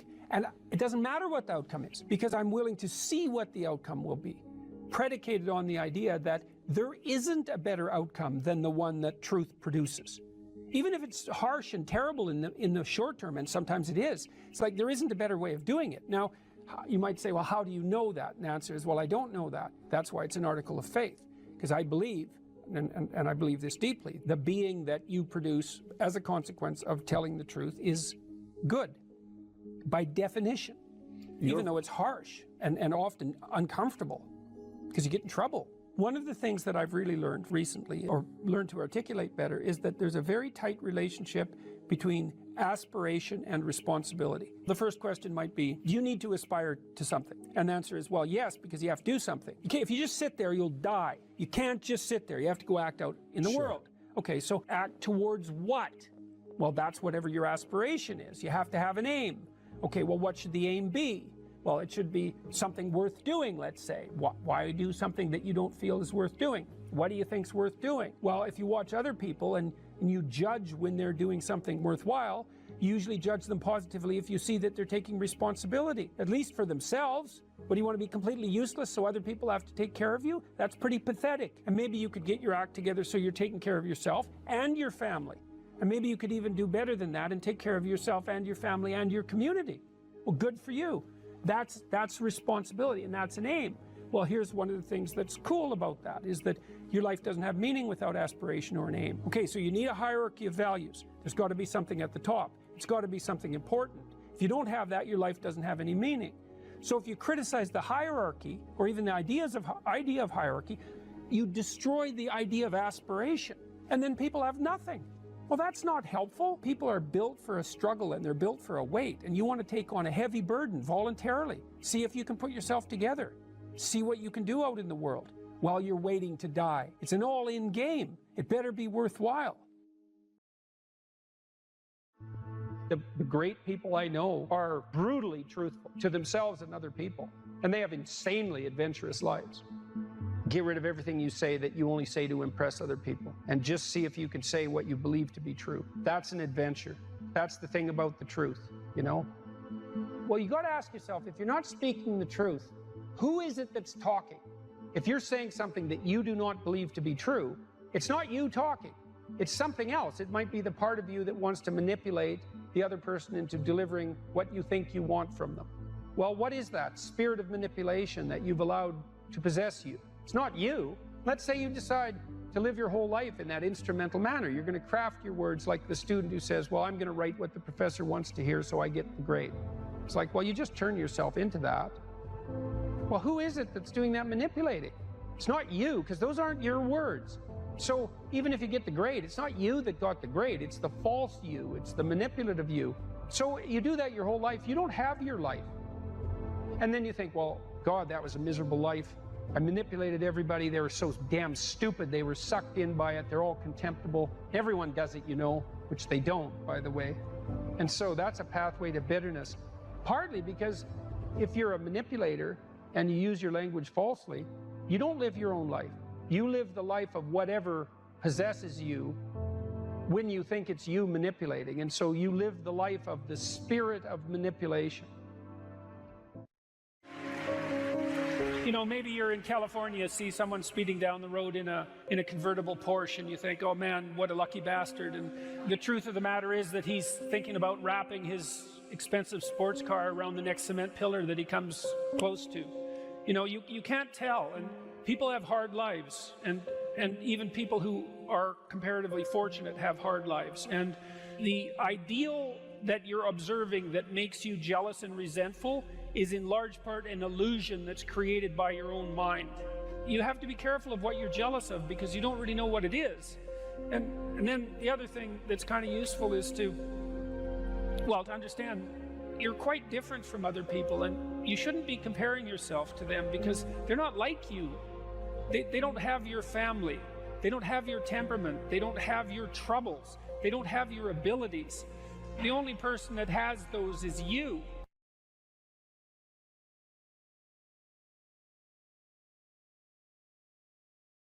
Put yourself together. And then maybe if you put yourself together, you know how to do that. You know what's wrong with you, if you'll admit it. You know there's a few things you could, like, polish up a little bit, that you might even be able to manage in your insufficient present condition. And so you might shine yourself up a little bit, and then your eyes will be a little more open, then you can shine yourself up a little bit more, and then maybe you could bring your family together instead of having them be the hateful, spiteful, neurotic, infighting batch that you're, like, doomed to spend Christmas with. So then you fix yourself up a little bit, and then you got to figure out, well, can you figure out how to make peace with your idiot brother? And probably not, because he's just as dumb as you, so how the hell are you going to manage that? And so then maybe you get somewhere that way, and your family's sort of functioning, and you find out, well, that kind of relieved a little bit of suffering, although it reduced the opportunities for spiteful revenge, and that's kind of a pain in the neck. And so then you get your family together a little bit, and You're a little clued in then, at least a bit, because you've done something difficult that's actually difficult. You're a little wiser, and so then maybe you could put a tentative finger out beyond the family and try to change some little thing without wrecking it. So, and that's the other message of the West. It's like, how do you overcome the suffering of life? And I'm not saying it's only the message of the West. How do you overcome the suffering of life? Is be a better person. That's how you do it. Well, that's hard. It takes responsibility. And I think, you know, if you said to someone, you want to have a meaningful life? Everything you do matters. That's the definition of a meaningful life. But everything you do matters. You're going to have to carry that with you. Or do you want to just forget about the whole meaning thing, and then you don't have any responsibility, because who the hell cares? And you can wander through life doing whatever you want, gratifying impulsive desires for how useful that's going to be. And you're stuck in meaninglessness, but you don't have any responsibility. Which one do you want? Well, ask yourself, which one are you pursuing? And you'll find very rapidly that it isn't the majority of your soul that's pursuing the whole meaning thing, because, well, look what you have to do that. You have to take on the fact that life is suffering. You have to put yourself together in the face of that. Well, that's hard. Christ, it's amazing people can even do it. I'm stunned every day when I go outside, and it isn't a riot with everything burning. There's all these ruined people out there. They've got problems like you can't believe. Off they go to work and do things they don't even like, and look, the lights are on. It's a miracle, and we're so ungrateful. College students, the postmodern types, they're so ungrateful. You know, they don't know that they're surrounded by just a bloody miracle. It's a miracle that all this stuff works, that all you crazy chimpanzees that don't know each other can sit in the same room for 2 hours sweltering away without tearing each other apart, because that's what chimps do. Anyways, so I got to the bottom of some things, at least as far as I can tell, so I told you what the bottom is, and then I got this idea about what you might do about it, which isn't my idea. It's an old idea. It's far older than Christianity. It's old. It's the oldest story of mankind. Get yourself together. Transcend your suffering. See if you can be some kind of hero. Make the suffering in the world less. Well, that's the way forward, as far as I can tell, if there is any way forward. Live without it. Assuming you want to get better, there's usually something you can figure out that would constitute a step towards some sort of concrete goal. And my presumption, it's a behavioral presumption fundamentally, is that small accruing gains that repeat are unbelievably powerful. You can tyrannize yourself into doing things, but I wouldn't recommend it. What I would recommend instead is that you ask yourself what you're willing to do. It's a really effective technique. It's like a meditative technique. So, for example, you can get up in the morning and you can think, well, you know, I'd like to have a good day today, so I'd like to go to bed tonight without feeling guilty because I, you know, didn't do some things I said I was going to do, and I'd like to have kind of an interesting day. So you've got to fulfill my responsibilities, and I want to, you know, enjoy the day. Then you can ask yourself, well, what would I have to do in order for that to happen that I would do?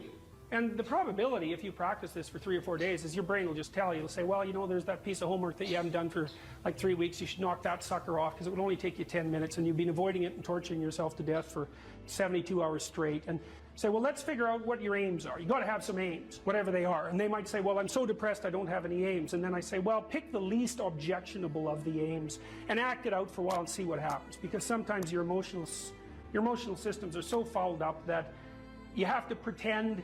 You have to act the thing out before you can start to believe it. Life can be meaningful enough to justify its suffering. I thought, God, that's such a good idea. Because it's not optimistic exactly. You know, some people will tell you, well, you can be happy. It's like, those people are idiots. I'm telling you, they're idiots. There's going to be things that come along that flatten you so hard you won't believe it. And you're not happy then. And so if life is to be happy, well, in those situations, what are you doing? Why even live? But life isn't to be happy. If you're happy, you're bloody fortunate, and you should enjoy it. You should, because it's the grace of God, so to speak.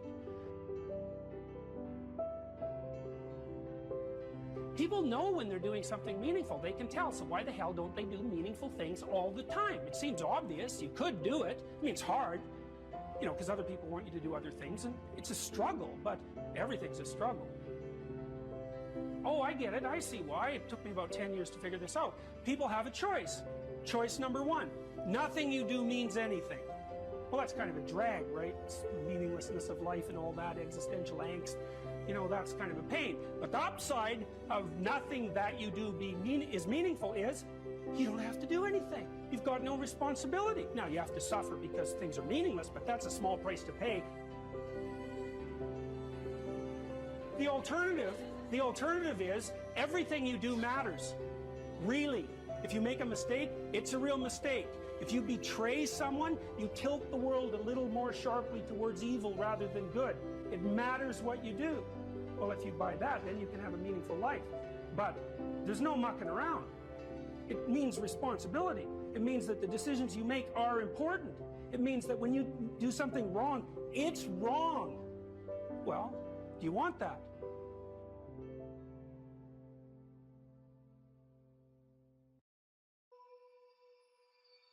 We should make a very clear distinction here that often when people are embittered and resentful and feel like they're victims, it's because really awful things have happened to them. Now, not always, but often.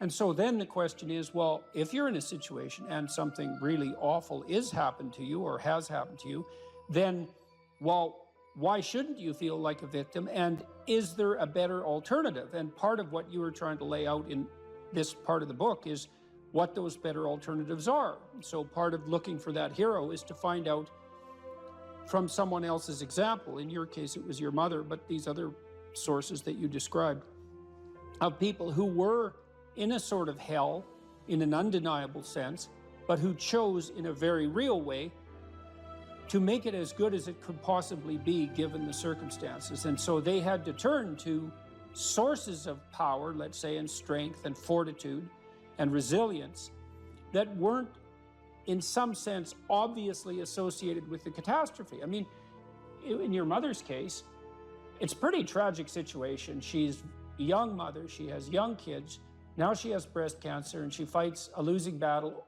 over a period of 5 years. That's pretty bad.